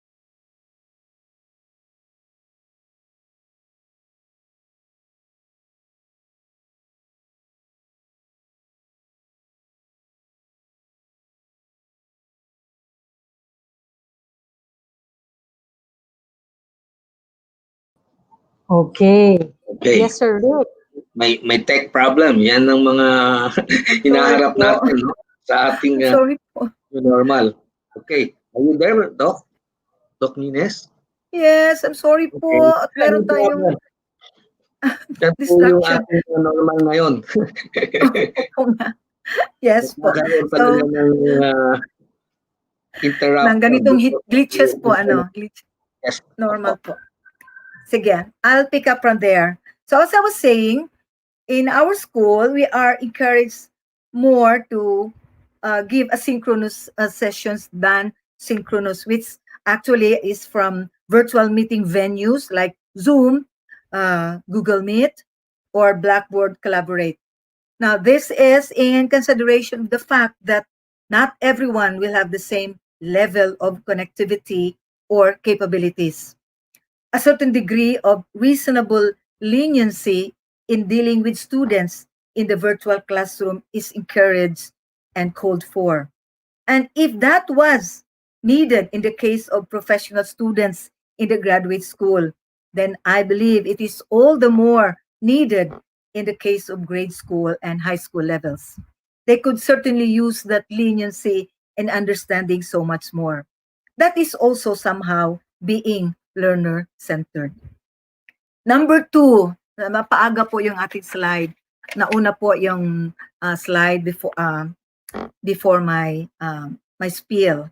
So let's go to number two. Number two, learning new technologies. As new tools and technology keep emerging, learning and adapting is important. Teachers should be digitally competent, more competent than the students. Now, for teachers who are millennials and digital natives, this is not difficult at all, but it may challenge the seasoned teachers or those that we refer to as digital immigrants, like me. But, my dear teachers, there's just no other way but to swim with the tide if you want to offer some choices and some excitement in there in your teaching. This is simply non-negotiable. Besides, modern living in the 21st century is already internet based. Knowing how to manage your there it is. Sorry, knowing how to manage your gadgets at your disposal and managing the various search engines is an important skill for any 21st century teacher to have. As much as it requires learners to be tech savvy, then the teachers should be digitally competent as well, preferably more competent than the students. As we've said a while ago, you cannot pour from an empty cup. Teachers can only maximize the digital competencies of the students if they are digitally competent as well. However, if it can't be helped that your students are more adept at technology, then so be it. Make use of it, maximize and learn from it. You know, students also like it when they see a certain imperfection and being human in you. I experience it when my own students, taught me once how to use certain resources and activity in our learning management system. I wanted to feel embarrassed because it should be me who is supposed to guide them. But I accepted the limitation. I expressed my appreciation, but I did not end there. The next time around, I studied very well the system. I asked my companions, I asked the LMS coordinators. I tried to really learn how to do it, to show my students that there is still some eager to learn spirit left in me. Highly challenging it may be. The third, what does being an effective teacher in this age and time truly mean? The third is challenging students to think critically. Now, this is just enabling learners to understand the logical connections between ideas, constructing and evaluating arguments, detecting inconsistencies and common mistakes in reasoning, solving problems systematically, identifying the importance and relevance of ideas, and reflecting on the justification of one's own beliefs and values. Now, the key, as you all know, the key to developing critical thinking skills among students is the teacher's ability to ask very good questions. Questions which stimulate higher order thinking skills and questions which will make them think and look at issues from all sides and angles. So again, in the age of technology and social media, thinking critically will be a very valuable skill that students can use to enable them to process information from the internet, validate it, synthesize it, leverage it, communicate it, collaborate with it, and problem solve with it, all with the help and guidance of the teacher. Number four. Number four is, next slide, please, preparing students to become global citizens. Now, what is meant by global citizenship? Now, according to Global Education Teaching Resources, it is the idea that people have rights and responsibilities that come with being a citizen of the entire world rather than a particular nation or place. Now, teaching and preparing students to become global citizens is to teach and prepare them to acquire a greater significance these days with the world becoming smaller each day because of advances in technology. As our world shrinks, the ability to understand. Okay. Ang hirap ang hirap ng ganitong glitches. Pasensya na po. Uh, as I was saying, as our world shrinks, the ability to understand and accept other cultures, races, religions, and values grows exponentially. So the opportunity to develop the skills and empathy required to be a global citizen expands as we begin to more clearly see ourselves as citizens of the entire world rather than as member of a nation or a community rather than as just Filipino citizens. And so, teaching children that they are part of a global community, training them to become active promoters of a more peaceful, tolerant, inclusive, secure, and sustainable societies, to appreciate diversity in all its aspects, to be sensitive to the environment, and to realize the importance of nutrition, health, and exercise, among many others. So, as we recognize, next slide, please, the world as the sum of its parts, we begin to understand that issues surrounding the environment, such as human rights, religion, and social justice, directly affect us. So what should we be doing to teach global citizenship? How should we do it? Number one is exposure and cultural exchange. Now you might say, ang laki naman ito. This is such a big to do. Too complex and too ambitious, especially for graders and high school students. Actually, it's not. It's simply providing opportunities for students to engage with students from other cultures. Simply like pen pal programs,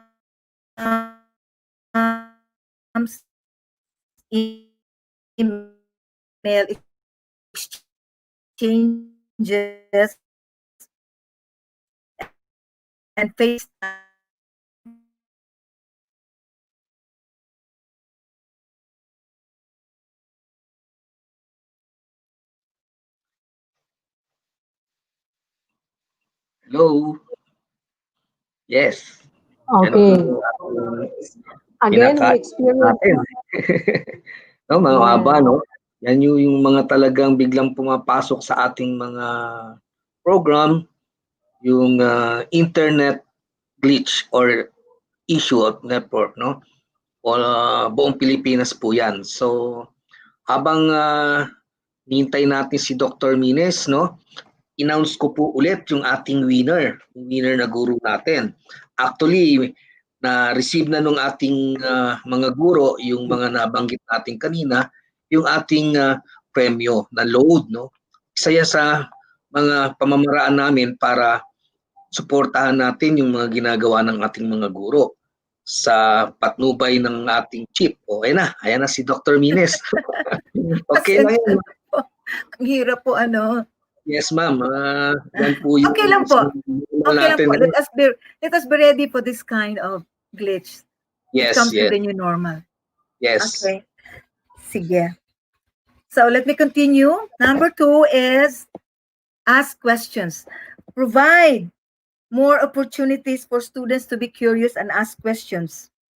Prompt them to use their critical thinking skills to go beyond the basics of the who, the what, the why, the how, and to dig deeper. Number three, consider impacts more broadly. guide rather than tell, explore other viewpoints, and recognize and discuss biases.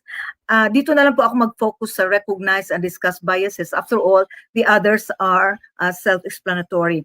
Now, we all have biases, and confronting them can be difficult, and sharing them can be terrifying. But it isn't until we are open and honest about our biases that we can begin to overcome them. Beginning conversations about bias at a young age provides children with more opportunities to successfully overcome rather than perpetuate their biases.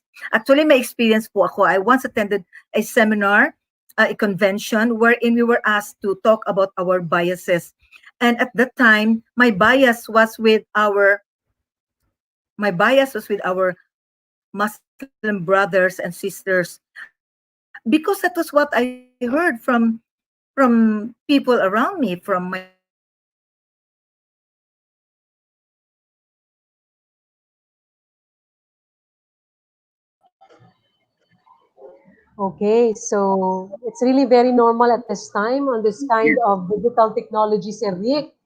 yes ma'am. Talagang All may, over the may, nation po yan. Oo. yeah. Meron naman po ginagawa yung ating pamahalaan dyan, pero medyo talagang pasensyahan natin ang ating mga internet natin. Yan po yung talagang nakaka-stress pa, Doc. oo nga eh. It's okay though. It's okay though. Patuloy po natin yung presentation ni Doc Ming. Sige po. Doon na tayo sa number 5 po, the last one. So number 5 is, okay, this is the last one. Spark, inspire, change, and make a difference. Now, when we love our students genuinely, we become a positive influence in their lives. When we inspire our students, we make a difference in their lives. I believe that there is no better time in the world than today, the time of the pandemic, that the students really need the teacher's love, understanding, and kindness even more. Now, it is very easy to say, love your students, inspire them, and bring on that spark. But it is another thing to actually manifest it. We may think that what we do is an expression of love, but is it? Now, one way to bring on that spark and make them a bit excited, according to the teacher named Jew Roll on YouTube, is to give them choices. And I just agree with him because that's what our students love about social media. They have a choice about what to view, what to post, what to comment, what to like and not like. Now, perhaps we can bring that into the virtual classroom that we must and see how it works. You see, I agree with this teacher also when he said that we must have been wired to learn that way. Next slide, please. Make choices, communicate, collaborate, thinking critically, and creating. Now, the last four, which I highlighted in yellow, happens to be the 21st century skills. And as sure as I'm sitting here, you are familiar with these buzzwords. So I won't cover them anymore. Again, to quote Tina Turner, next slide, please. Next slide, please. What's love got to do with it? Now, the answer, my friends, is everything. Loving is said to be one of the most effective teaching strategies. And I can say that with all the conviction that I can muster because it actually happened to me. I had a teacher who believed in me and who changed the way I look at myself. And that's one of the best things that ever happened to me and that I won't forget. Loving our students means being involved in their personal concerns, being able to laugh at ourselves and laugh with them, being with them in their struggles, and loving them, especially at times when they are not lovable. I repeat, in times when they are not lovable. Believe me, that is what the students will remember long after they have left the portals of your school. They will remember how you made them feel, your sense of humor, the skills you taught, and not at all the concepts you introduced. After all, they can be found in the internet. So, having gone this far, You must have seen that over the centuries, the teacher's role has not changed very much at all. Teachers still encourage and empower. Next slide, please. Teachers still guide and shape young minds. Lighting the fires of learning and discovery, we will always be what a good teacher does.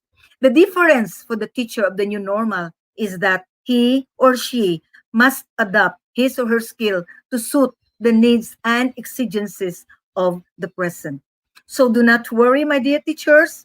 We will never become obsolete to our students as long as you have what it takes to, number one, facilitate a learner centered instruction. Number two, become globally savvy, become technology savvy, challenge them to think critically, inspire them to, or rather, prepare them to become global citizens. And the last but definitely not the least, spark, inspire, change, and make a difference in their lives. What does being an effective teacher mean in this age and time? A 21st century teacher must be a master of technology. I have to emphasize that over and over. A 21st century is able 21st century teacher, is able to adapt to whatever comes his or her way. A 21st century teacher is able to adapt based on the needs of the students. And he or she must be able to adapt to new technologies, but can still use the imagination to teach in creative ways.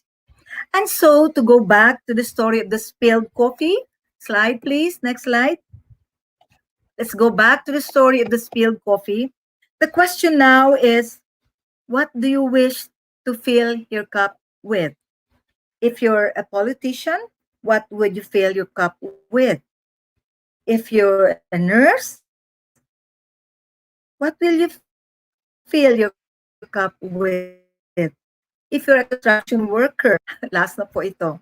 And as for me, as teachers, I suggest that we fill our cup with love so that when we do get shaken, love is what will spill the greatest brew of all. Thank you. Thank you very much. I'm Wow, done. thank you Thank so you. much. Wow. Okay, very ano, no? Sabi nga ng aming director, no? Ang inyo pong presentation are very clear message, no? And Yes. with regards sa 21st century, the effective quality of the teachers in 21st digital century is the 4C: the Yes. communication, the collaboration, the critical thinking, and the Thinking. creativity. And the master of technology will be there. Very much, Yes. no? Wow. Thank you Napakaganda. very much, Doc Ronnie. We learned a lot. Thank Thank you very you. much po. Thank you so much. It's a pleasure. Sayang at Okay. maraming No? glitches, but I hope you got the gist of what we have discussed. Yun lang ho Yes. ang di natin mamamaster sa technology because of that mga internet mga technology glitches. But The anyway, message, actually, Sir Rick, no, napakaganda. Mamorin, the Yes, message was very clear. Despite yes, we are being challenged to become 21st century teachers with all these technological skills that we need to adapt to, but what remains the same is the heart of a teacher. A teacher who Yes. genuinely loves the students, the yes. learners. Yes. I really Yes. miss being a teacher, Sir Rick, Ma'am At Ronnie, and Ma'am Maureen. I was siguro also once ganun a din. teacher before I being see. a HR practitioner. Yes, Great. that's true enough. That's true enough, Sir Jim and Sir Rick.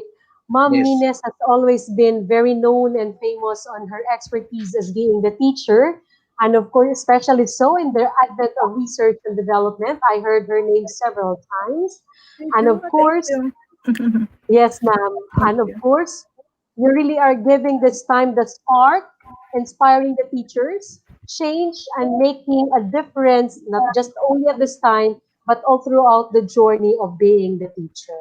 You know, Ma'am Maureen, Sir Rick, what is inspiring with Doc Ronnie is that after she would, consider retirement from private practice as an educator, she is Yes. now giving her best of time with the government service. Yes. She is Yes. now with the local government unit of Mako Davao de Mako Oro. de So, Oro. ma'am, Yes. welcome po to the government service. We need Yes. people like you. So salamat Yeah, po. very happy nga ako at this stage of my life, I was given a chance to serve the government. I'm Yes. so Opo. happy. So Thank wala you. pong retirement. Tuloy-tuloy lang po. Hindi po ba? Retired Yes. yet. Retired yet. Yeah. Retired, but definitely not tired.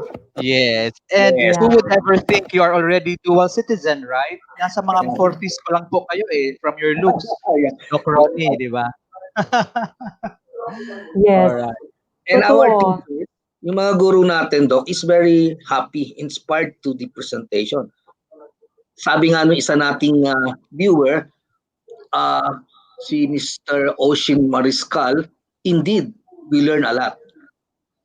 So that's how our viewers, our teachers, no, So, feel right now after the presentation of Dr. Mines. Thank you very much, yes, Dr. Mines.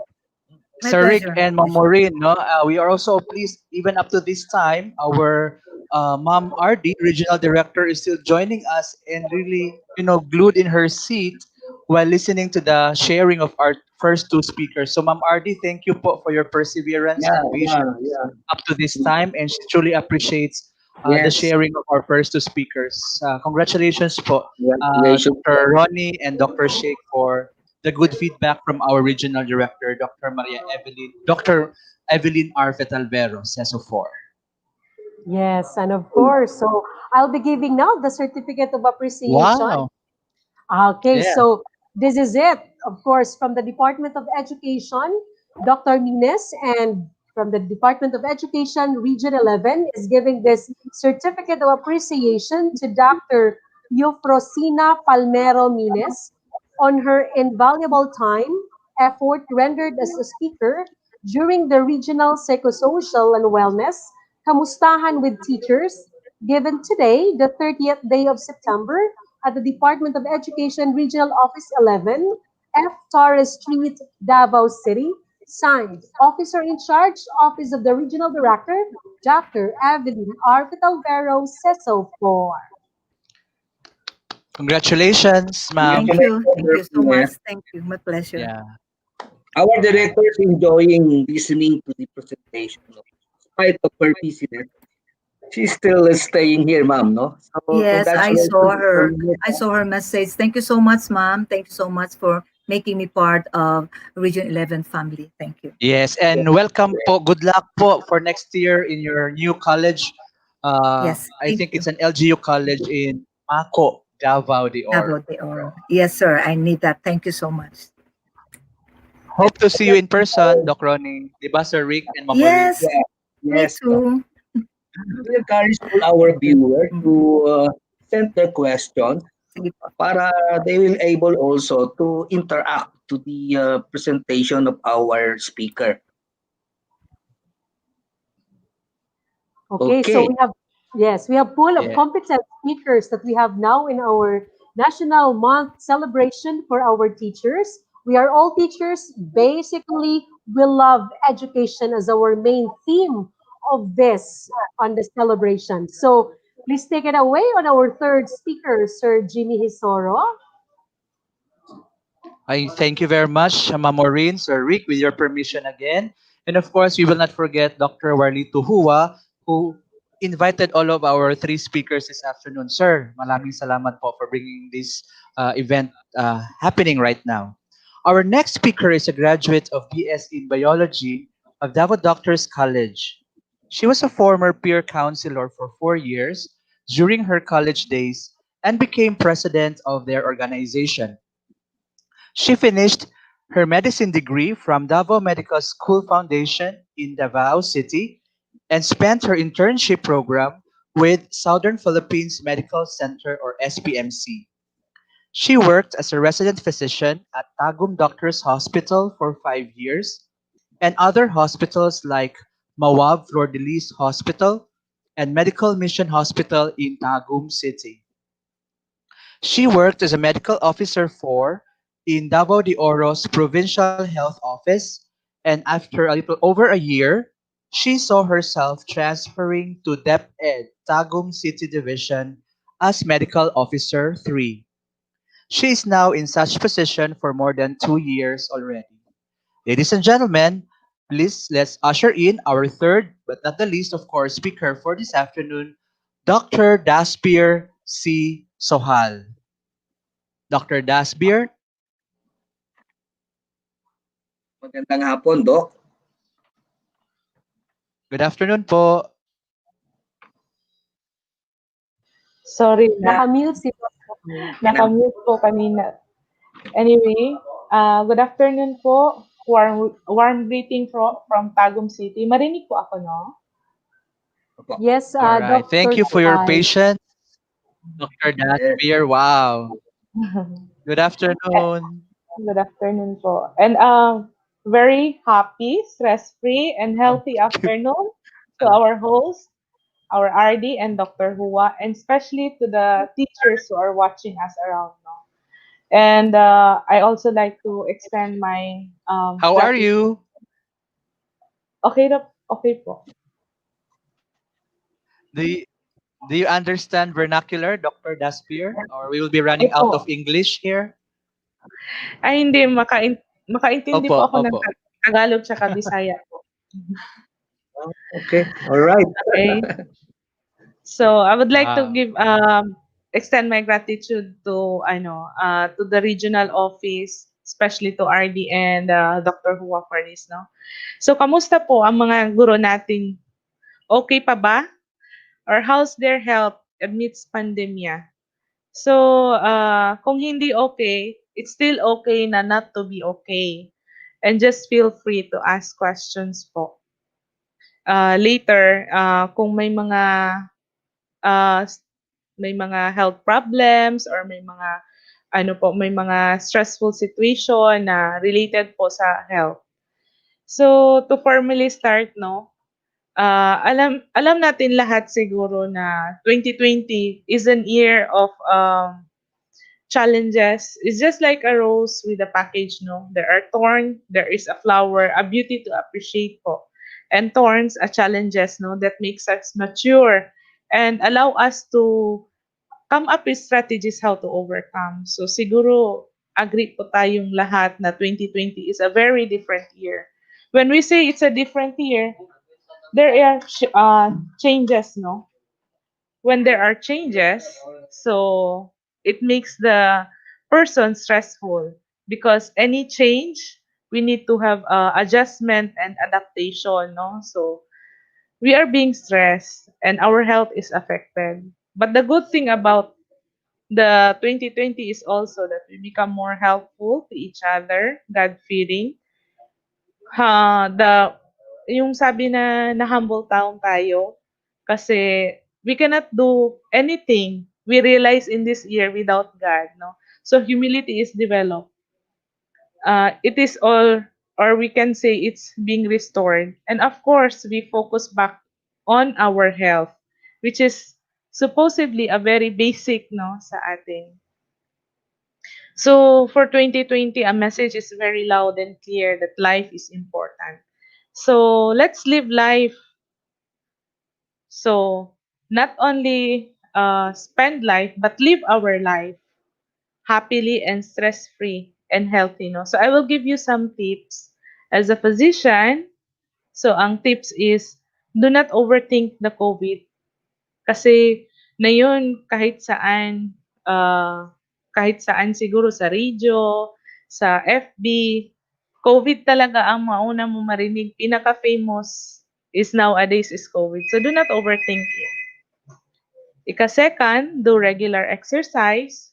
Kung as a physician, if you ask me, it's really good to have 1 to 2 hours every 2 to 3 times a week or pwede din every other day, no? Kung medyo malito sa 2 to 3 times a day. So, pwede gawing MWF, tapos pwede din gawing rest day ang Saturday, Sunday, or pwede din every other MWF, tapos either Saturday or Sunday. Tapos, drink at least 8 to 12 glasses of warm water. Tapos, mag-rest po ng 6 to 8 hours. Quality sleep is very important.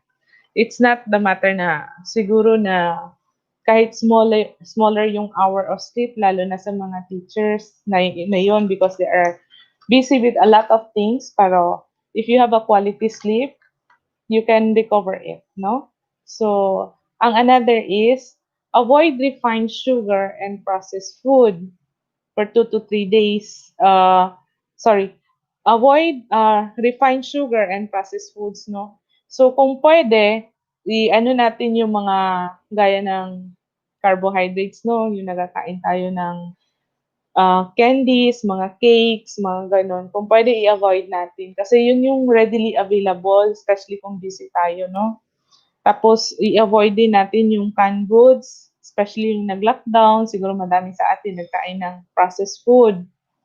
So, ang advice is to eat healthy. So, pag sabi natin healthy, ano po yung healthy? Green leafy vegetables and fruits, no? Tapos, balik lang ako konti sa exercise. Pag sabi natin exercise, madami kasi nalilito. Ay, Doc, gumagalaw naman ako. Kasi yung work ko, nagaano ako, parang it's not more on computer. Pero yung hinahanap kasi ng katawan natin is cardio.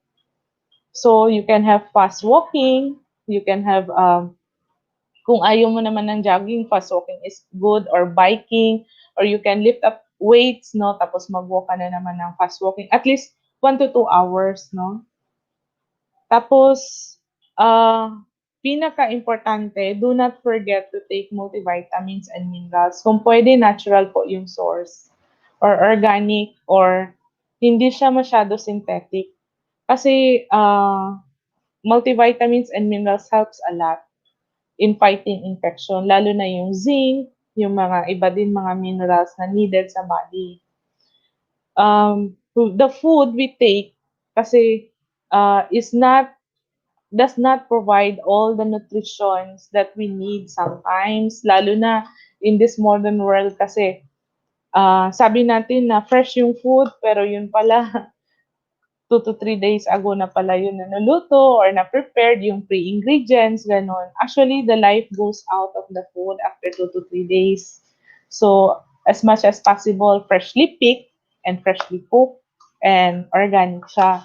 Since hindi naman natin masyadong magawa yan dahil sa busy na lifestyle, lalo na sa DepEd, no, yung mga teacher busy natin. So, pwede nilang gawin is they supplement their diet, no, with multivitamins and minerals. So, ano po yung naging effect ng COVID sa atin? So, ito yung, di ba, laging gina-comment ng mga tao is obesity. Uy, parang tumaba ka, parang nag-gain ka ng weight. So, yun yung sabi na obesity, gaining weight, no? So, ano ba talaga ang obesity? Kung i-define namin as a physician, it's weight in kilogram, tapos i-divide mo siya sa height mo in meters, i-times mo siya sa square times 2 ang square niya. So, kumbaga, kung yung height mo is 1.6, i-times 2 mo siya sa 1.6. It should be divided by the weight in kilogram. So, makita mo yung value. Kung ang value mo naman is 18.5 below, it's underweight. Ang gusto at saka target natin na value is 18.5 to 25, which is normal. Tapos 25 to 30 is overweight. 30 to 40 is obesity. 40 and above is morbid, no? So, kailangan natin ng mga surgery para makorek yun siya. So, why obesity? I shared this regarding sa obesity kasi ito yung naging problem po palagi sa yung na-encounter na mga problem ganina, hypertension, diabetes, cancer. Ito po yung problema. 5 years ago pala, na obese na pala yung tao. So, there are studies before na you can know that you can be diabetic after 5 to 10 years. Kasi kung 5 years ka na overweight or obese, ma-expect ka na may maglalabas na mga sakit niyan after 5 years. But definitely after 10 years, you will get any of these diseases. To prevent this, kasi ito yung naging effect ng COVID, naging overweight. So, we will be expecting a lot of health problems. To avoid it, yung di-share ko kanina, yung pwede gawin, at ano pang pwede gawin natin, no? If you are having high blood, diabetes, cancer, bronchial asthma, osteoarthritis, predisposing from obesity, or meron na yan before pa na, malaki na yung impact niyan after mag-gain ka na ng weight, or also for the arthritis, madali naman din siya i-solve, no? By doing proper diet, na yun na nga, may mga approaches na yun for diabetes recently na makikure na daw ang diabetic through intermittent fasting. May mga doctors na nag-study po niyan through diet. And there are also good news also in the medical field na may mga bagong mga medicine for diabetes na wala na masyado siyang side effect pag long run. So, yun yung maganda, no? Tapos, aside sa diet, yun yung proper taking of medicine, no? I-maintain mo siya at saka ilaban mo siya na ibaba or normalize what was abnormal. So, kasi makita yan sa blood chem. Pag sabi natin blood chemistry, yan yung, yan yung mga blood sugar. I think most of us are aware, no? Blood sugar, yung mga CREA para sa kidney, yung uric acid para sa mga arthritis, SGPT para sa liver, yun yung mga usually common test. So, how to fight it back is proper diet, consultation with your doctor every 3 months po kung may sakit na po. If wala, kung pwede 6 months to 1 year, no, annually. Kung 35 and above, I would advise na you will go for 6 months kung walang sakit. Pero kung below 35 naman, pwede naman din annually. Pero kung may sakit po talaga kayo, every 3 months, it's really better na to prevent the disease going worse or to prevent talaga na disease being settled down in your body. So may mga symptoms ba or nag-obese ka ba, we will solve it in earlier stage. So ito yung ginakatakutan namin siguro or ako as a physician, especially sa Tagum City, no, as a medical officer, ano ang maging outcome ng COVID nito. So actually, nagsimula din kami ng online wellness program. So on this special topic, pwede din kayo magtanong kung may mga specific question kayo for your diseases. Tapos ang other is, what is importance of diagnostic? No? Ito talaga yung gusto ko talaga i-emphasize. Kasi pag sabihin mo yung guro na, Ma'am, mapa-blood chem po. Tapos ang sinasabi nila is, ay, Dok, mahal kasi. I would rather advise na maghanap na lang po ng package rather than avoiding or not doing the laboratory. Kasi ito lang yung means na para mamonitor mo yung body mo, mamonitor mo yung what's really going on inside your body, and we can prevent and prolong your life. Ito yung talagang um, very important factor, no? Gaya ng there are sudden deaths, no? Tapos, yun pala, 5 years ago, obese na siya. Tapos, kung sana gi-ECG lang siya, tsaka blood chem, malaman na may MI pala siya. So, posible na ma-heart attack anytime. Or, simpleng sakit lang, minsan kasi binasabi ng mga teacher, Dok, masakit yung ulo ko, palagi nagkasakit yung ulo ko. Migraine or tension type headache. Kung ipa-diagnostic natin yan, minsan kasi dyan pa ang incidental finding ng aneurysm. So, it's very helpful kasi kung hindi mo alam may aneurysm ka, hindi ka pala aware, you can die anytime. So, ang ano talaga niyan is, if you know it, that you have aneurysm, we can prevent. We have many measures to prevent and prolong your life. And you can spend a better life also with your loved ones.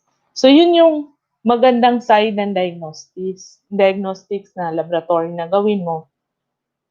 And I would also, kasi na-inspire din ako sa SDS namin, take good care of yourself, no? Love yourself. Kasi if you will take care of yourself, if you will invest on your health, ma-payback naman din yan siya. Kasi if you will live a healthy life, a fit life, compared to a morbid life, no, yung unhealthy ka, mas malaki pa rin ang gastos at the end. Medyo hindi nare-realize ng mga teachers or mga busy na people. Kahit ako, minsan noon hindi ko na ma-realize, ay, tumatama na pala ako. Kailangan ko talaga mag-diet. Pero something good about COVID is we realize that we should focus on our self also. which is very basic, no? We should take care of ourselves. Kasi kung may life ka, tsaka ka pa makagawa ng anything, no? Tapos kung healthy ka, you can become more productive and the outcome is better. Yun, tapos I would like to also share the common ailments, no? Ito yung palagi mga encounter kasi ito lang yung session ko sa inyo. So, I would like to cover about the common ailments po, gaya ng UTI, SBI, RTI, GERD, tsaka AGE. So, ano yan siya ito mga sakit na limang mention. Ito yung mga most common na mga admission po noon sa hospital. So, since takot man masyado yung mga tao pagka magka-fever lang, pwede naman din hindi tayo masyado matakot no, kung mag-fever, cough, colds. Nowadays kasi ano lang naman yun eh. Pwede naman din galing sa severe sa systemic viral infection lang. So, I will discuss it briefly para you will know it.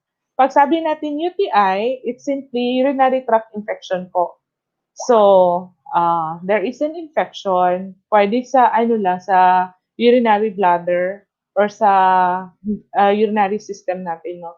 Sometimes kung pag mataas yung infection, pwede din sa kidney maakyat. Usually sa starting yan siya sa opening, no, especially sa female sa So umaakyat yan siya.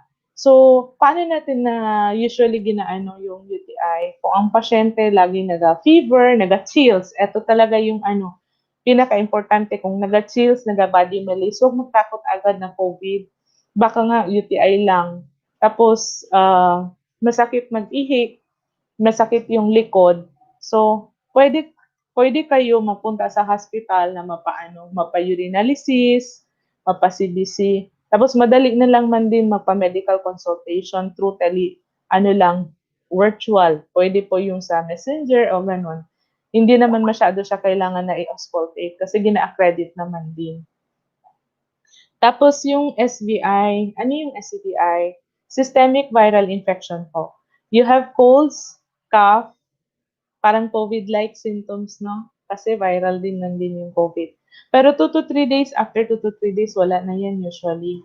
Or the most is 5 days. Nag-inom ka lang ng warm water, you don't need medicines, you just take your vitamins, you eat healthy food, mawawala lang yan siya. Kaya lang ng body mo. The ordinary systemic viral infection. So, minsan masakit din yung katawan. Yun yung minsan ginasabi nila na flu-like symptoms. So, yun siya. Diyan yan siya nagbilang. RIT, kung mga nagaubo ang pasyente, pwede naman din wala siyang fever pero cough and colds.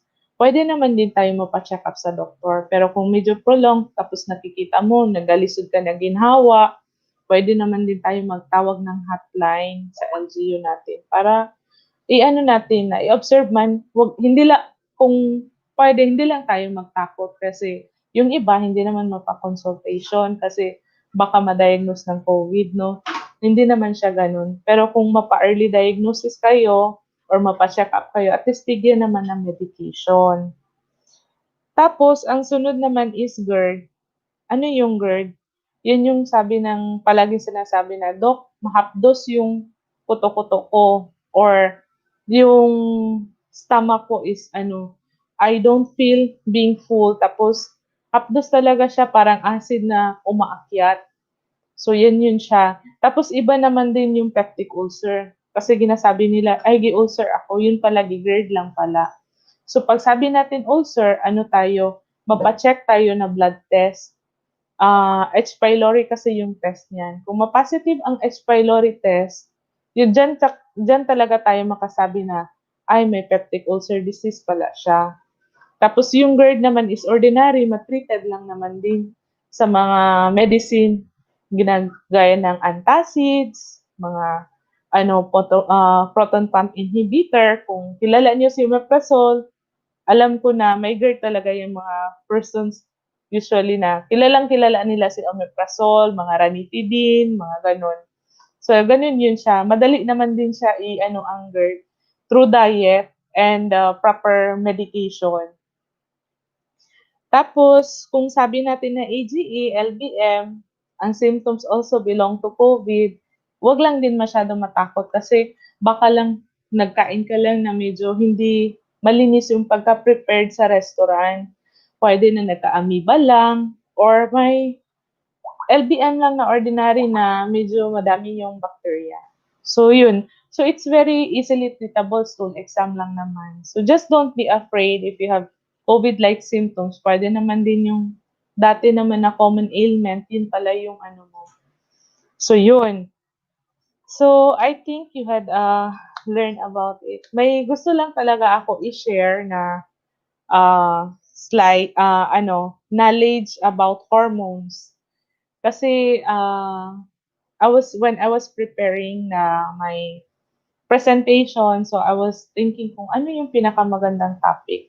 So there are actually hormones, medyo medical siya, so I will just make it simplified for those who are watching. Kasi kung i-medical ko talaga siya, kung i-present ko siya ng ano sa inyo, I think most of the population will not understand it.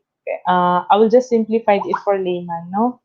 So kung sabi natin na hormones, ito yung mga substances, no, chemical substances na umuutos na maggalaw ng katawan. So this is nice to know. So ma-enjoy naman din natin yung lecture. Aside sa mga sakit, at least hindi naman tayo worry.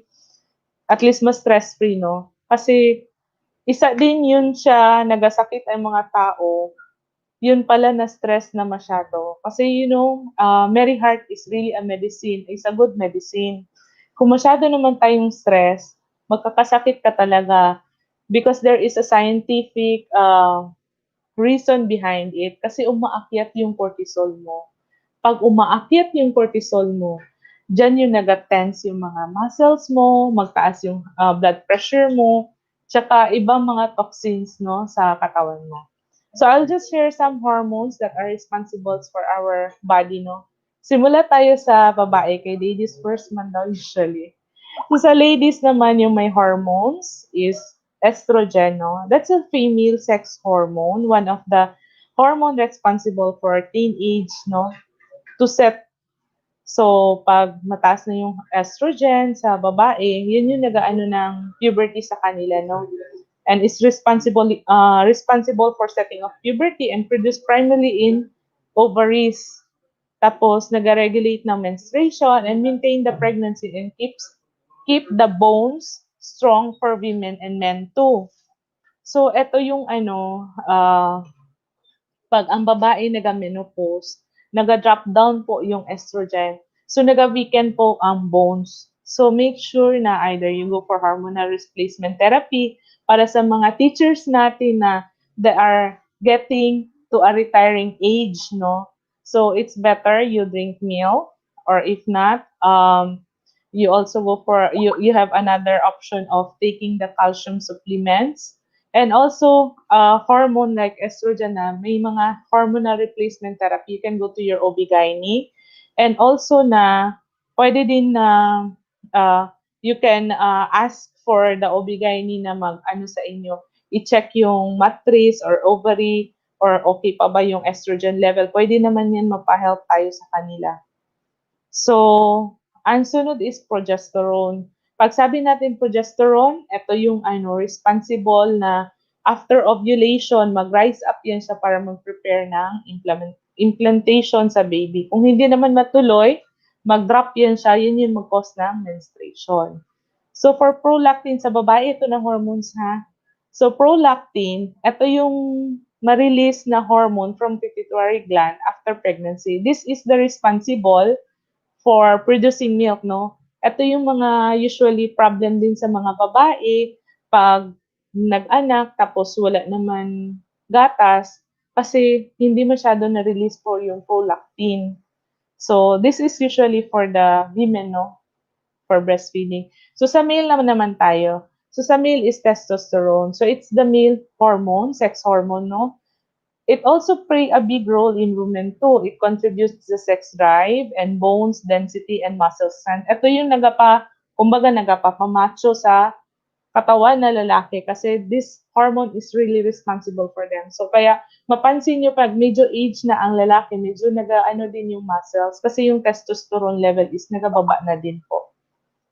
So, But the bad thing also is pag medyo mataas po yung testosterone sa isang lalaki, eto po din yung nagakos na nauupaw sila, na balding ba.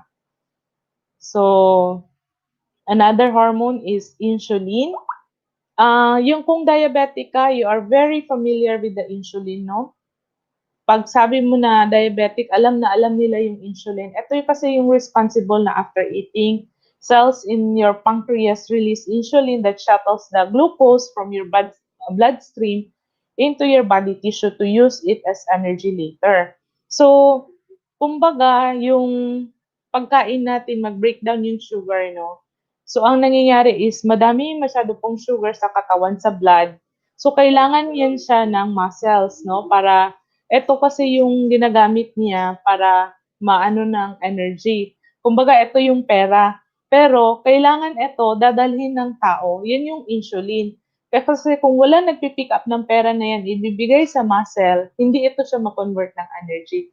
So, ang nangyayari is po sa diabetes, there are two kind of diabetes, diabetic 1, type 1. Ito yung diabetes na yung pancreas, hindi po nag-create ng insulin, no? Wala siyang capability. So, baby pa lang, alam mo na, type 1 ka na diabetes. Ang hint mo na type 2 ka pag medyo older ka na, tsaka ka ng type 2 kasi you either does not produce enough insulin anymore or you produce too much insulin pero naging resistant ka. Hindi kinatanggap ng muscles mo itong insulin na ito para ipapasukin po yung glucose sa katawan. So, ang another is glucagon. Ito yung hormone na ginaproduce din po sa pancreas. Pero ano siya, nag-stable siya ng blood sugar. Minsan, di ba, kung wala tayong kinain na breakfast, nagaano yung kamay natin. Ito yung hindi nag-work ng glucagon sa katawan mo kasi ito yung sana responsible na mag-stable ng blood sugar. Tapos, i-breakdown niya ang glucose from your body for use so you can use it for energy. So another is leptin. Ito yung personal trainer na hormone. It controls the appetite by signaling your brain to stop eating and helps your brain regulate how much energy your body burns throughout the day. Ito din yung gina-target po ng mga ibang mga scientists nowadays na talaga para sa weight loss. Kasi kung medyo yung leptin mo, maganda yung pag-work niya or ma-manipulate, makatulong po talaga yan sa ng weight loss. So another is LH. Puberty releases on LH and knows no bound. It controls the production of estrogen and testosterone. So, di ba, for the females, we have estrogen. For the males, we have testosterone. So, ito po yung naga-master na mag-release ng ito mga hormone. Lalo na kung infertility ang case, kung may mga teachers hindi po makanak, ito po yung kailangan nyo i-test. So, if you test this, kung medyo mababa po ito pa talaga yung kailangan nyo i-work out. So, if you will work it out, ma-release na estrogen and testosterone, you can become productive, no? Another hormone is melatonin. Ito yung mga tao, yung madaling araw nagmamata, hindi makatulog. Kasi yun pala, yung melatonin hindi na nag-work. So, gumigising ka ng 4 a.m., early insomnia, hindi ka makatulog, late insomnia, parang hindi na buo yung sleep mo or wala kang quality of sleep. So, ang responsible ng hormone dyan is melatonin. Baka baba yung melatonin mo. Another hormone is cortisol. Stress out ka ba sa COVID? Kung stress out ka talaga, nag-work talaga yung cortisol mo. Kasi ito yung hormones nag-release during time of stress. It increases your heart rate, blood pressure, blood glucose. Kaya tumataba ka din. Tapos respiration and muscle tension in response. Kaya ma-feel mo ay nag-body ache ka, masakit yung muscles mo sa shoulder, at the back. Ito po yung reason dahil sa cortisol. And in crisis, it stops the digestive system and reproduction for temporarily lang. So, kaya may indigestion problem ka, bloated ka, hindi masyado na-digest, baka na-stress ka lang. So, other is adrenaline. Alam naman natin, di ba? Flight and fight hormone talaga in times of kanang very stressful or emergency situation, lumalabas ito. Pero kung chronic naman yung stress natin, ito din yung problema. Ito yung nag-lead sa depression, heart disease, weight gain, and again, I will like to remind everyone, laughter really is the best medicine. No? Merry heart is really a best medicine talaga. So, parathyroid hormone, strong bones, it's responsible for strong bones are the key to long and happy life. And so is parathyroid hormone. So, kung medyo lesser po ito sa body natin, hindi po masyado mag-normal yung potassium at saka phosphorus natin, balance in the body. So, maka-brittle po ng bones. So, ghrelin na hormone, yung if ever narinig nyo tingog yung tummy nyo, ito yung hormone na responsible. Ito yung hunger hormone made by the stomach and it stimulates the appetite for the food. And ang mga researcher at scientists, ito din gina-target, isa sa hormone, aside sa hormone na gibanggit ko kanina, leptin, ito din ang isa sa hormone na gina-target nila. Baka kung ma-target itong hormone na ito, we can lose weight. So, sa mga tao na interesado mag-diet, pwede na i-search niyo about sa leptin saka sa ghrelin na hormone.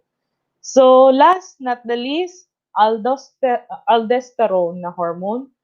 Kung nagka-craving ka, ito yung gina-release ng adrenal glands, no? Para ma-regulate yung blood pressure by increasing the salt and water absorption in the kidney. So, yun. So, yun yung mga hormones natin. I hope you have learned.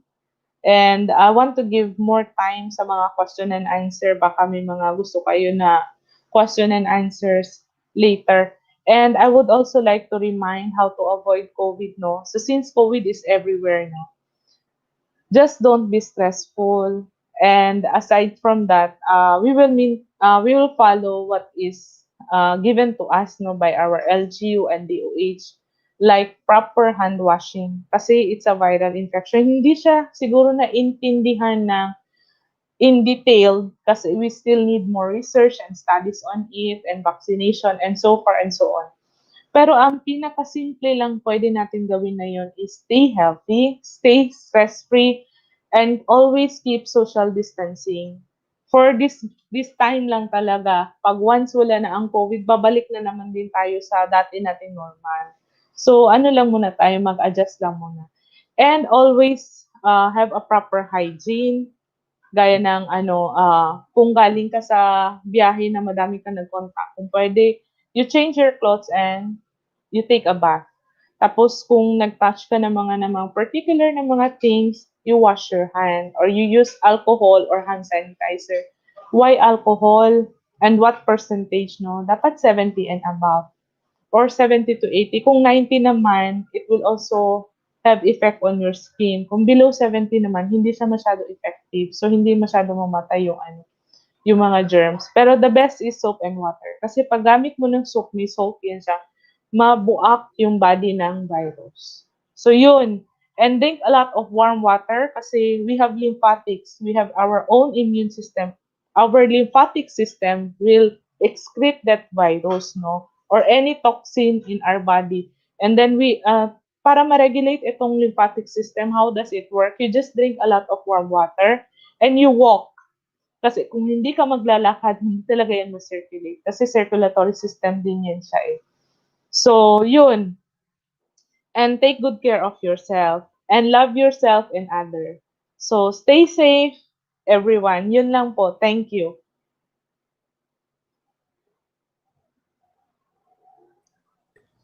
Okay, thank you so much to Dr. Wow. Dasber Suhan. We are very privileged, Sir Jim and Sir Rick, having the Yes, medical officer of may mga question po tayo. Konti lang. Actually marami pero pinilter ko. Pero kaya ni Doc. Doc yan. Yes, Ito po.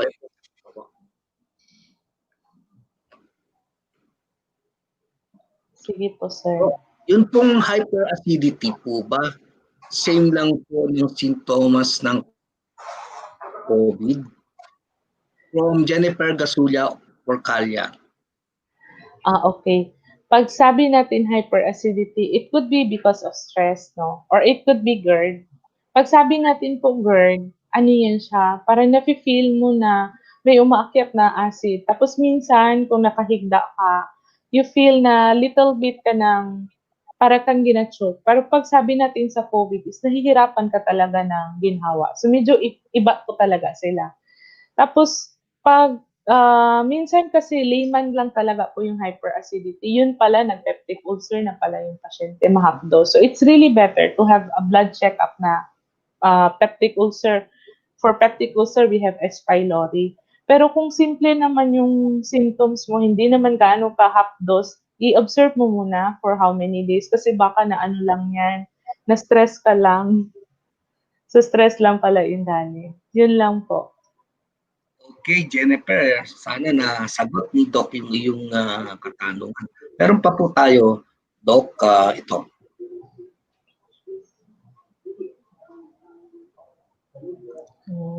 Okay. Ano pong gamot sa GERD? Ano ba yung GERD? GERD Anong po. mga bawal na pagkain sa mga taong may GERD? Okay. Kasi pag sabi natin GERD, iniiwasan natin yung hot and spicy tsaka tomato-based na food. Kasi it will produce acid, no? Pero, ano, if you will eat, just try to search na yung food na kinakain mo, anong pH yung gina-produce niya. If you will take more on alkaline food, it will really help. And for the medication, kasi lifestyle kasi yun siya eh. Sometimes we eat and then we sleep. Sometimes we eat tapos naghigda tayo. Kasi yung ano kasi yung may 'di ba may from mouth, may tube yan siya. Yun yung tawag natin esophagus. Tapos may closure kasi yan siya sa baba. Parang tight yan siya.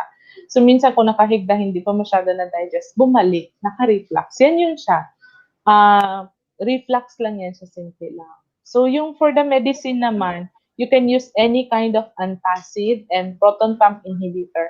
You can try Tums and ranitidine, pero kung medyo magtagal yung symptoms, it's always better to consult physician because we will have the laboratory and further medicine which is applicable for not hindi na covered, baka peptic ulcer na yan siya, which is medyo madelikado kung hindi ma-check up.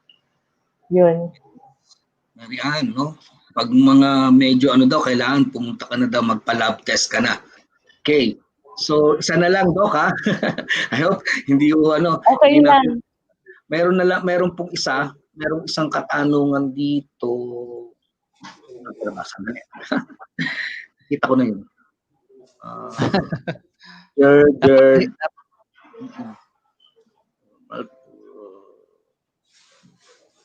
Wala.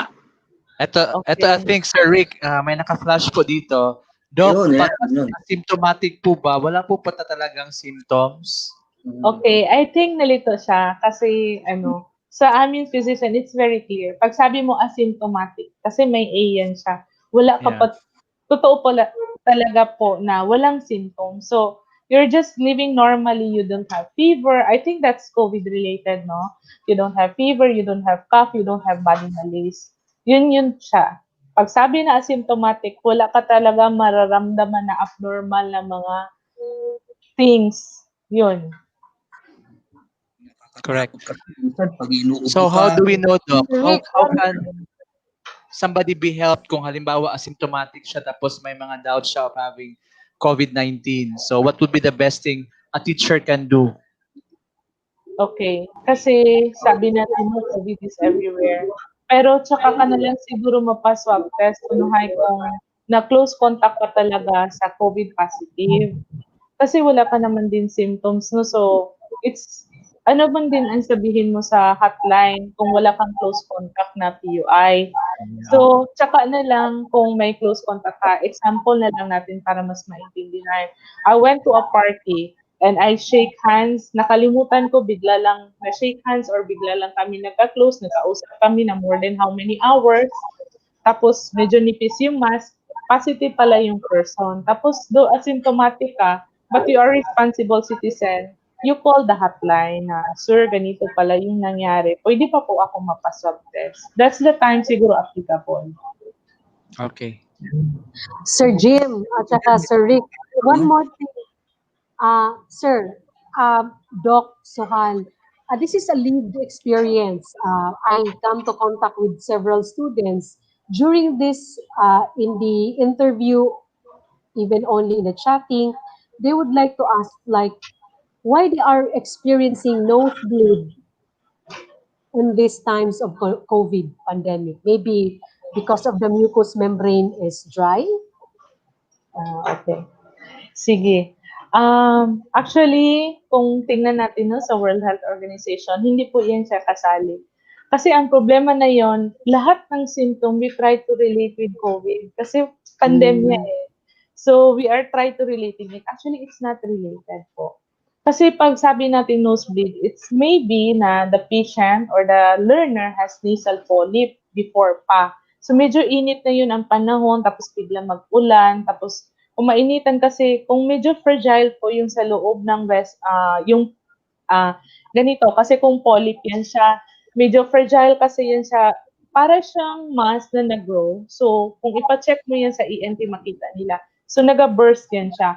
Or other is, medyo fragile yung mga vessels niya. Pag medyo mainitan, medyo taas yung pressure, tsaka init masyado, ma-burst din po yan siya. So, yun yung usually cause ng nosebleed. Or, other is kung nagka-fever ka, nag-dengue ka, dyan, maintindihan mo kay because of dengue.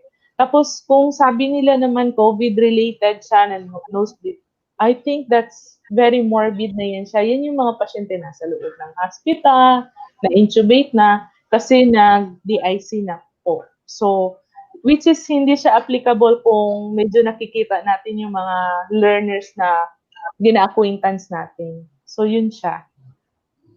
So, Okay. kung Thank gusto you, naman, Doc. okay. I-additional ko na lang, kung gusto naman nila mang-manage yan, kasi since na-open up na talaga, they should drink a lot of water.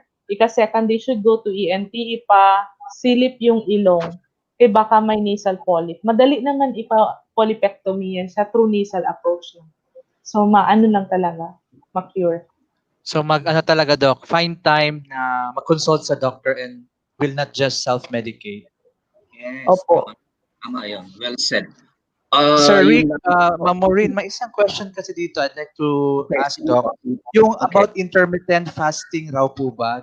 Will this help cure diabetes, Doc Sohal? Okay.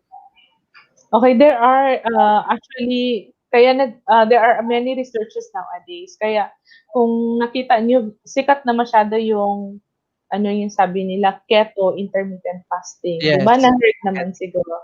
Intermittent fasting. Tapos ganun. Madami siyang mga ano na yon because there are doctors no in Canada in States. They have a lot of patients being cured. Pero we are still waiting for make it theoretical. Yun lang talaga ang last natin ginawait na gaya good ng COVID na it will take maybe little bit more time for vaccination kasi hindi din natin pwede ibigay agad kay baka mga later makikita mo na may mga side effects. Ganon din sa intermittent fasting. It's still under studies but there are definitely many patients being cured kasi may kilala talaga ako ng mga doctors, they are studying on that.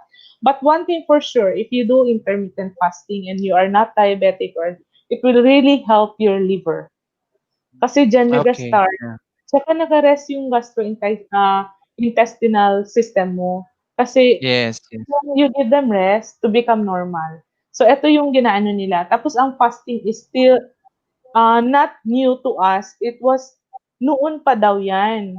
Sa time na nanuno pa, spiritual approach yan siya dati sa mga tao. Dati kasi, hindi, it is not uncommon for a person to go for fasting. So, they studied on it. And it bring the healing power. Kasi, ginasabi natin yung body natin is may immune system. So because of that immune system, if you give rest to your gastrointestinal system, it creates that positivity and increase niya ang immune system mo. Tapos lalo na kung naga-intermittent fasting ka, tapos meron kasi yung ibang intermittent fasting gina-allow pa na mag-inom pala ng water, it bring cleansing din. So it's very Yes, helpful. correct. Thank you, Kasi, Doc. Salamat po. okay. Nito, no?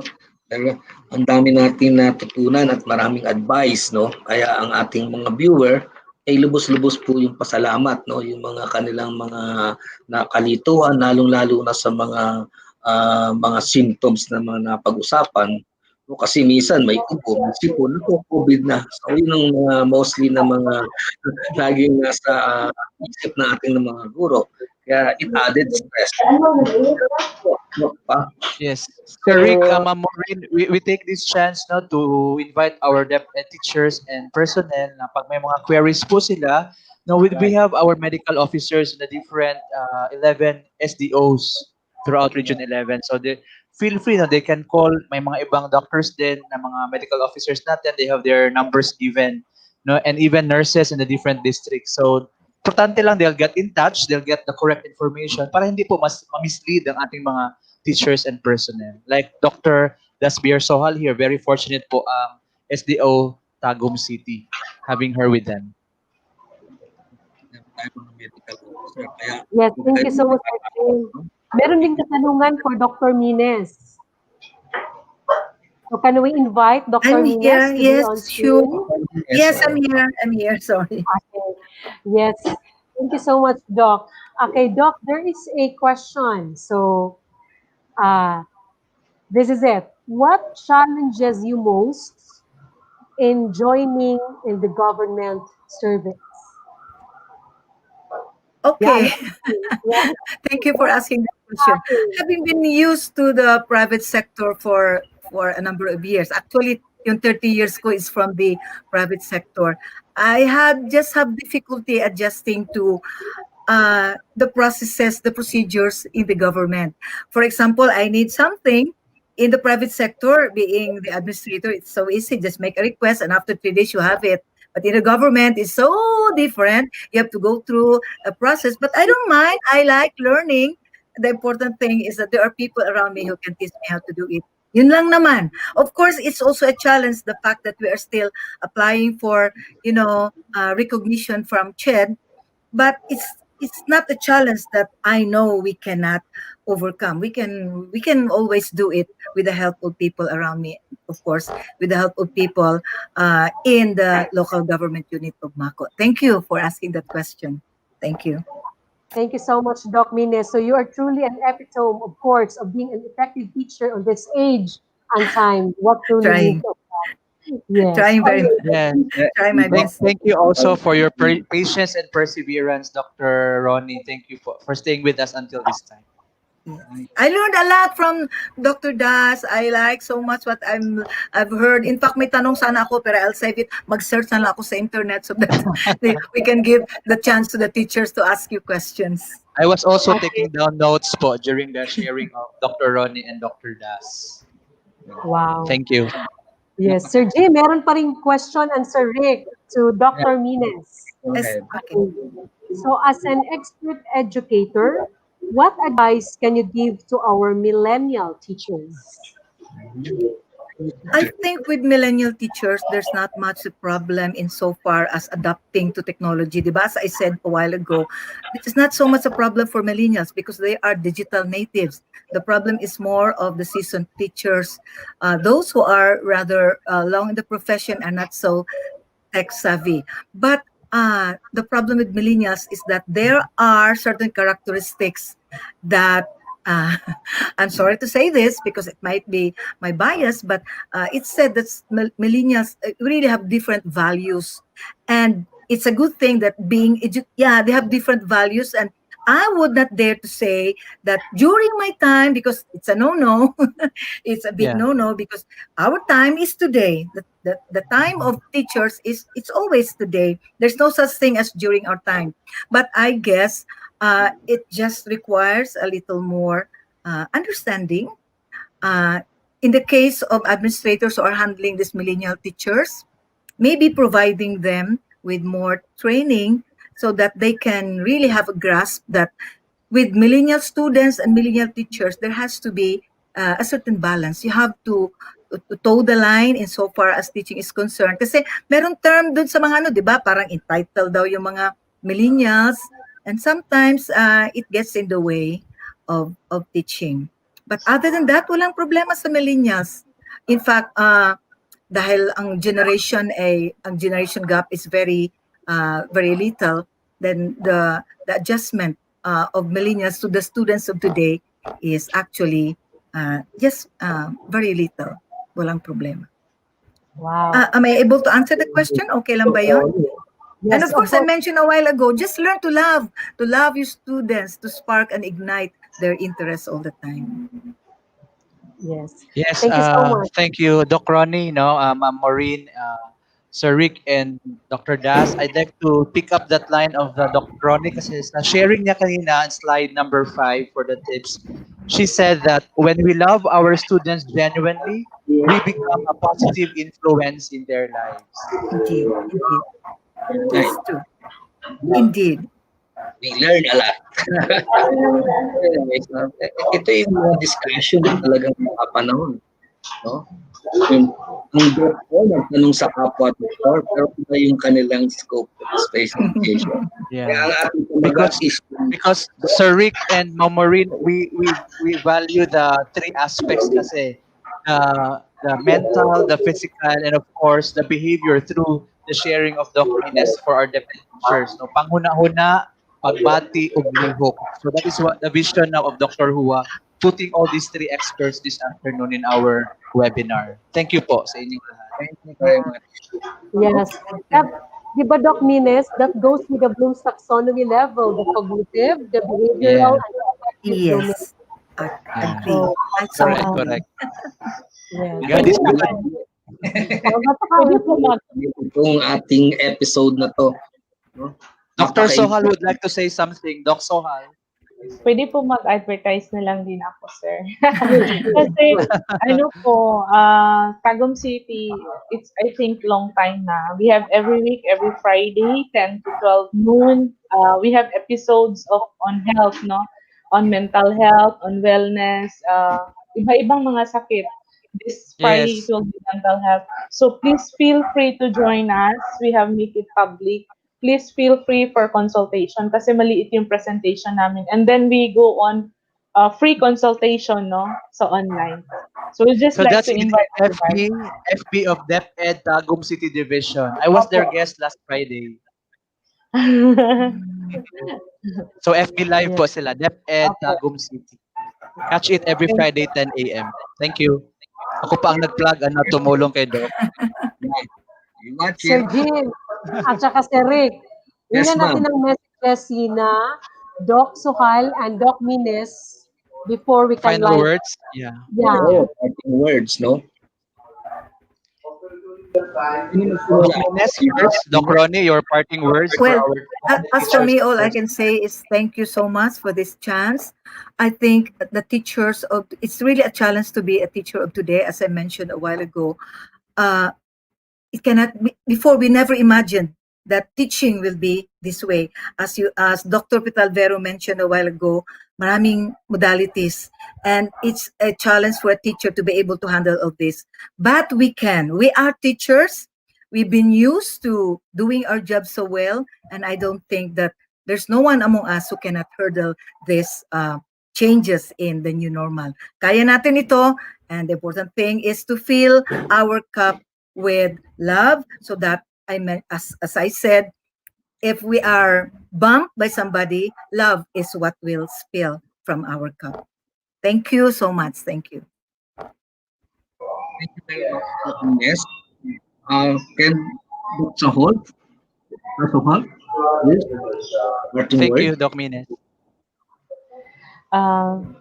Sa lahat na nag-view, sa lahat na participant, all I want to say is, in COVID times, it's a stressful time, but my parting siguro or my line to you is, a merry heart is a good medicine. Always keep yourself stress-free and also take care of yourself and enjoy what you are doing. And always take time to pray at night time and talk with the Supreme Being who had made you. So you will enjoy a healthy and long life. Yun lang. Thank you. Okay, Thank you, thank you to Dr. our Sohal. expert. Yes. May we ask Thank Sir Rick you. now to award the certificate of appreciation to Dr. Sohal, please?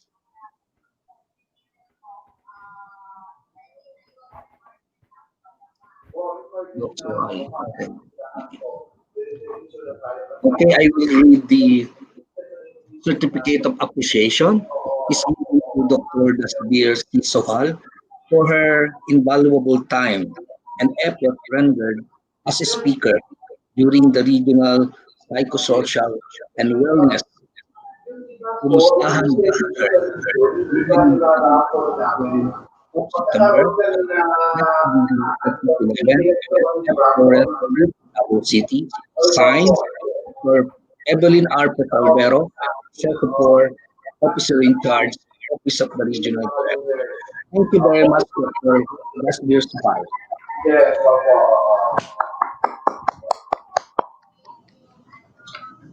Okay, Ana, ituloy itong episode natin with this very expert doctors in respective field of specialization. And our teacher will be fully ready to this coming opening of the classes. Kaya we are very much thankful for our guest this afternoon, Dr. Sohal, Dr. Mines, and Dr. Hoxon, Doc Jake Hoxon as well. no? We are very, very thankful to all of you. Hindi po makapagbigay ng support at mga informasyon para po sa aming mga guro. Lalo na sa ating concept. Alam niyo po, hindi lamang po mga tiga-region ng ating viewer. No? Nakikita ko po sa ating meron po meron po kaya this is not only for the Region 11. So thank you very much aming mga guests. Doc, itanong natin sa Doc, Guro, itanong natin kay Okay, thank you very much. I salute you. Maybe our Chief Nonoy Hua would like to say a message to our speakers. We will usher in Dr. Warlito Hua, the Chief of the ESSD. Sir Noy, your message please to our speakers this afternoon. Kasi Ay po, nainis ko yung ito sa hinihingi niyo po na parang advertisement about our Hindi foundation. si yung ating Doc Hua eh. Actually, Doc Hua is also a doctor, no? Kaya marami siyang pasyente sa office. Doctor of Education. Si Dr. Hua is kami po ay nagpapasalamat sa iyo, Doc, kasi kayo po yung promoter ng ating kamustahan na ito at malaking tulong para sa ating mga guro. At ang ating mga guests ngayon hindi basta-basta, no? Sila po yung mga kinakailangan nating mga tao para ang ating mga guro talaga na pong maging handa, no? For how many months that we are living in the new normal, no? In the new normal now, we are preparing our respective mga teachers to adapt the new learning modalities in a different form, no? In my part, the technology, yun pa, meron pa tayong mga problema dyan, no? Na-feel nga kanin Dr. Mines, pero that's a part of the new normal. And yun nga po, it also a part of the stress. Ayun na si Dr. Hua. Si Doc Hua. Magtanong na tayo kay Doc Hua. hello, Doc Ronnie. Hello, Doc Dash. No, I know na si Doc Sheikh is having her another schedule.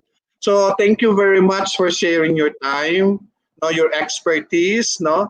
Talagang wow. Kung according to our regional director, no, sinasabi niya, wow, ang gagaling ng mga speakers natin ngayon. Very timely. Kinakailangan natin yung kanilang mga insights. So, thank you very much sa inyong tatlo. And hopefully, this is not our last. And hopefully, we can be able to have our future engagement, no?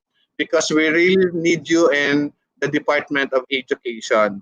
So, maraming salamat po. Ito ay para sa ating mga guro na they are watching right now, and I believe that they have learned many things in our episode 3.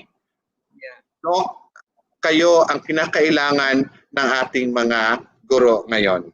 Okay? So, maraming salamat po sa inyo. Maraming salamat. Doc Nines and Doc Sohal at kay Doc Okson na kanina'y nandyan. Kami po'y, ang aming pasasalamat sa inyo ay lubos-lubusan. Ang talagang di namin maipakita dito sa ating live streaming na ito kasi baka magkaroon ng glitches, no? Pero anyway, ang ating pamamaraan nito ay talagang kailangan ng ating mga guro. Sa ilang buwan po nila na sige sila webinar, baka pagdating ng pasukan ng October 5, medyo lulumo-lumo na sila. Kaya yung inyong mga ibinahagi na mga advices at lahat ng learning ay napaka-importante para sa ating mga guro. Diba, Ma'am Aba?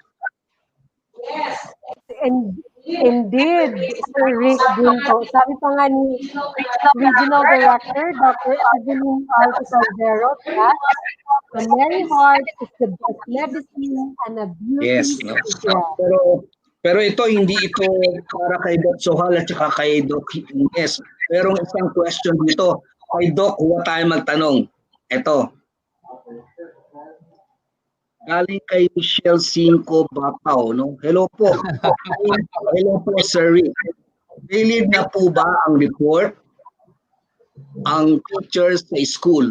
Pag low risk area like Santa Cruz, Davao del Sur, so taga Davao del Sur siya, no? Simula ng October 5. Sir Noy? Okay, sa tanong niyan, Doc Rick, sa tanong na yan, Doc Rick, mag-i-issue po ng regional memorandum ang ating departamento because mayroon na pong bagong, I think parang kahapon or the other day, may in-issue na national memorandum ang ating DepEd. So, kindly wait na lang po para sa memorandum na darating this week about sa mga reporting ng ating mga teachers, especially this coming October 5, no? Pero I do believe na hindi naman talaga siguro kailangan magre-report tayo every day. Yes. All right. Sir Noy, Dr. Hua, Yes. Sir Rick, Ma'am Maureen, and our two speakers. Last siguro, kasi question sent also online. Paano po ba yung swab test ng teacher? No? Kaninong expenses po ba? Kung halimbawa, tulad po sa amin na exposed po kami during the training. I don't know if it's an online training or face-to-face, but as to the swab test expenses raw po, Doc Noy. Mayroon tayo dito very experts Doc Dash. Ano ba iso-shoulder ba ng DepEd if ever na magkakaroon ng swab test ng isang teacher? Yeah, after joining DepEd training daw po. Okay. So, as sa mga protocol, no, even from central office and from the LGU, na mostly pare-pareho naman sila kasi kinuha nila sa IATF. So, kung ano na po, you get the close contact with somebody who is positive, you will call the hotline. So, automatic naman LGU ang mag-swab test. So, wala naman tayong gastos. Tapos, kung gusto mo lang talaga mapa-swab test, kasi since ang DepEd is having a policy of no mass testing, so kumbaga, hindi nag-required ang DepEd na mass testing na for swab. So, personal expense mo yan. Kung gusto mo lang mapa-assure lang ng sarili mo. Pero anyway, our LG is really very capable to assess and to give the swab test to the needed personnel. So, yun. Okay, Doc. Ipa-follow-up question ko na po ito kasi last week may nagtanong din sa akin, teacher, na second generation, yun ba yung tawag niya? Yung school nurse daw po niya, nag-advise sa kanila na surrender sa barangay para they be on the swab test. So parang siyempre medyo na-alarm yung teacher plus the family. And ang ginawa nila, nag-second opinion sila sa health center, and then ang advice ng school ng health center na they will undergo na lang na home quarantine daw. So ano ba talaga yung nun? Ano ba ang dapat na proseso para sa mga teachers natin na na-expose doon sa second generation, yung mga contacted na mga sinasabi natin doon?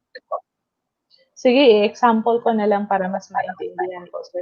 Gaya ng ano, we have lately, no, yung sa public market sa Tagum City. So, there was a positive case. So, we announced to all the schools, we were busy, no, collecting the data kung sino po yung nagpunta sa that specific date. Kung hindi naman that specific date, dumaan doon with these dates, not that specific time. Pero naman, may symptoms. So, lahat sila gipatawag namin na sa hotline. Tapos, na-lapse naman din yung 14 days. Uh, Praise God, no, negative silang lahat ng test. So, okay kami. Tapos yung ano din kasi baka ang sabi ng nurse is mag-surrender. Baka ang ibig sabihin niya is you call the hotline. Kasi yung LGU, kasi yung they are trained for that. Kaya nga sabi sa kanila is COVID task force gani na trained talaga sila for this. And they are very capable na kung sino kailangan i-test nila. Kasi hindi natin pwede talaga po i-test lahat because alam naman natin ang budget. Yes, So they Yeah, ma'am. are correct. very keen in choosing. Actually, Ganun talaga. because of yung mahal nga po kasi advice sa kanila daw is mag-swab test. So, nung nalaman nila yung price ng swab test, parang mga 7,000, parang ganyan. Alarm sila, naku, sabi nila. Kaya nag-text sila sa akin, and kako, hindi naman ako doktor. Kaya very timely na itong ating episode ngayon, nandito kayo para our teachers, yung nag-text sa akin is listening right now. Mm. Actually, ang dami din nag-question yan, sir. Pero at least gi-clear namin.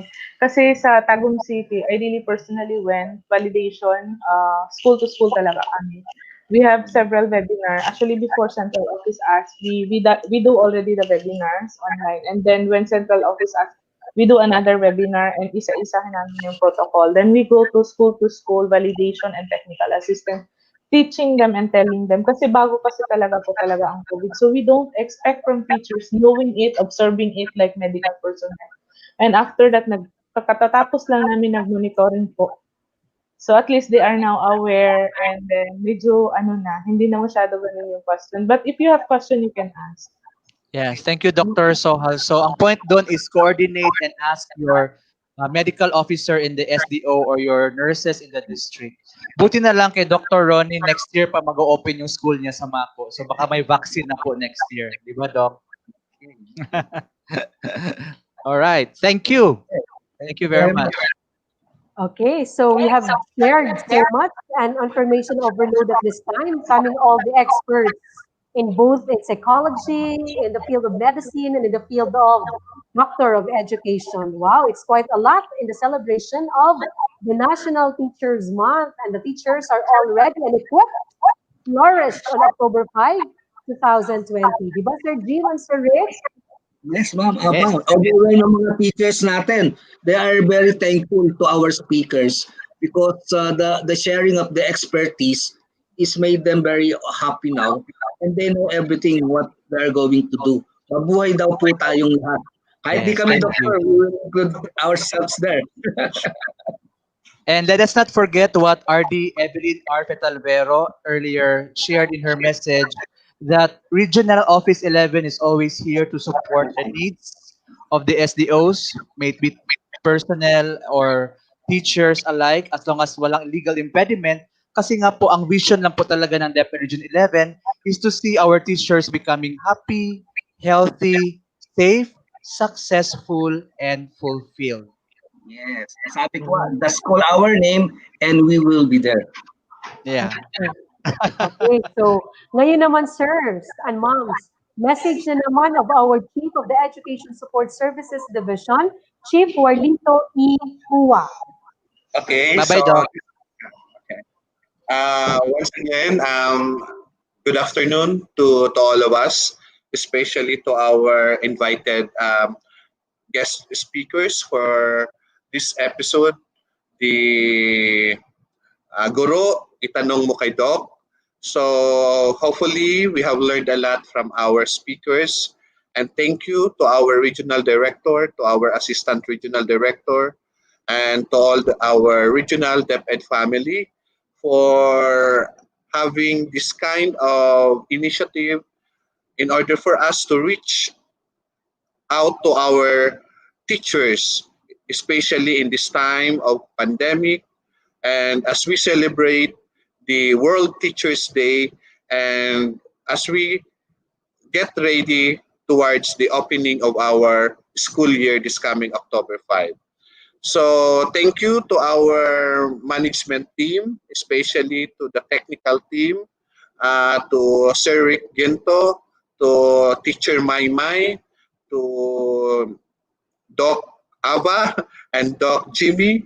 So thank you very much for your assistance in our series of Kumustahan with the Teachers. Hopefully next week is our fourth and the last series entitled Guru, Guru, bakit ka nagtuturo? Salamat sa iyo. This is now the last episode and next week, and this is all about tribute to our teachers. So we have invited speakers as far as Australia and other part of our country. So watch our last episode, dear teachers, and hopefully we can be able to see each other again uh, this coming October 7, Wednesday at 2 p.m. And please watch us also on October 5, the opening of our classes. No, still live tayo.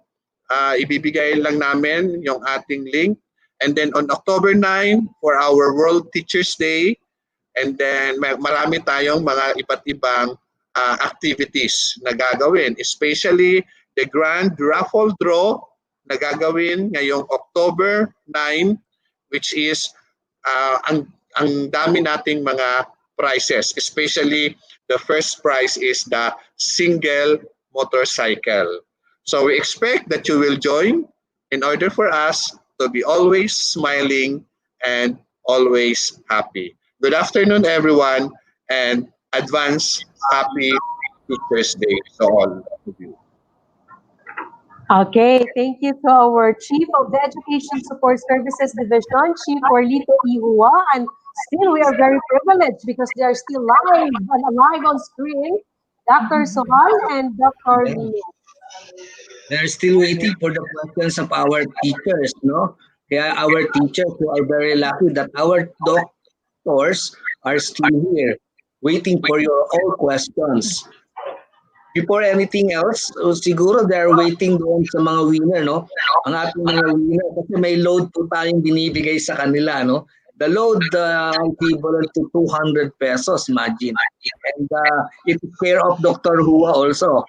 Dr. Hua and Dr. Janet Biloso. So I will read the teachers who won doon sa ating trivia question. Si LB Layo ng Santa Ana Central Elementary School, no? Ang kanya pong principal si Ma'am Nilda Sate, no? And also I would like also to announce the winner, si Mr. Christine Iscorson Lindo, no, ng Catalunan Grande Elementary School, no? Ang kanyang principal, kaibigan ko pala ito, Dr. Den, si Dr. Leia Webo. Congratulations, no? And the last, no, sila lang kasi nagpadala ng mga kanilang contact numbers, si Roxine Dones Caumate, no, ng Mangani Elementary School, no? Ang kanyang school in charge is si Rodrigo Caral. So, congratulations po sa mga winners natin, mga guro naming mahal ng Rion 11. Okay, congratulations to our teachers who are also at the same time participating with our raffle prizes. Thank you so Yes. much. So, ngayon And at this time, wait kayo sa fourth episode. There will be mga prizes, no? Doc Hua is the Santa Claus of the ESSD na marami siyang ipamimigay sa inyo for our teachers, no? At again, nagpapasalamat po kami sa ating mga panauhing ngayong hapon ito, Dr. Sohal, Dr. Mines.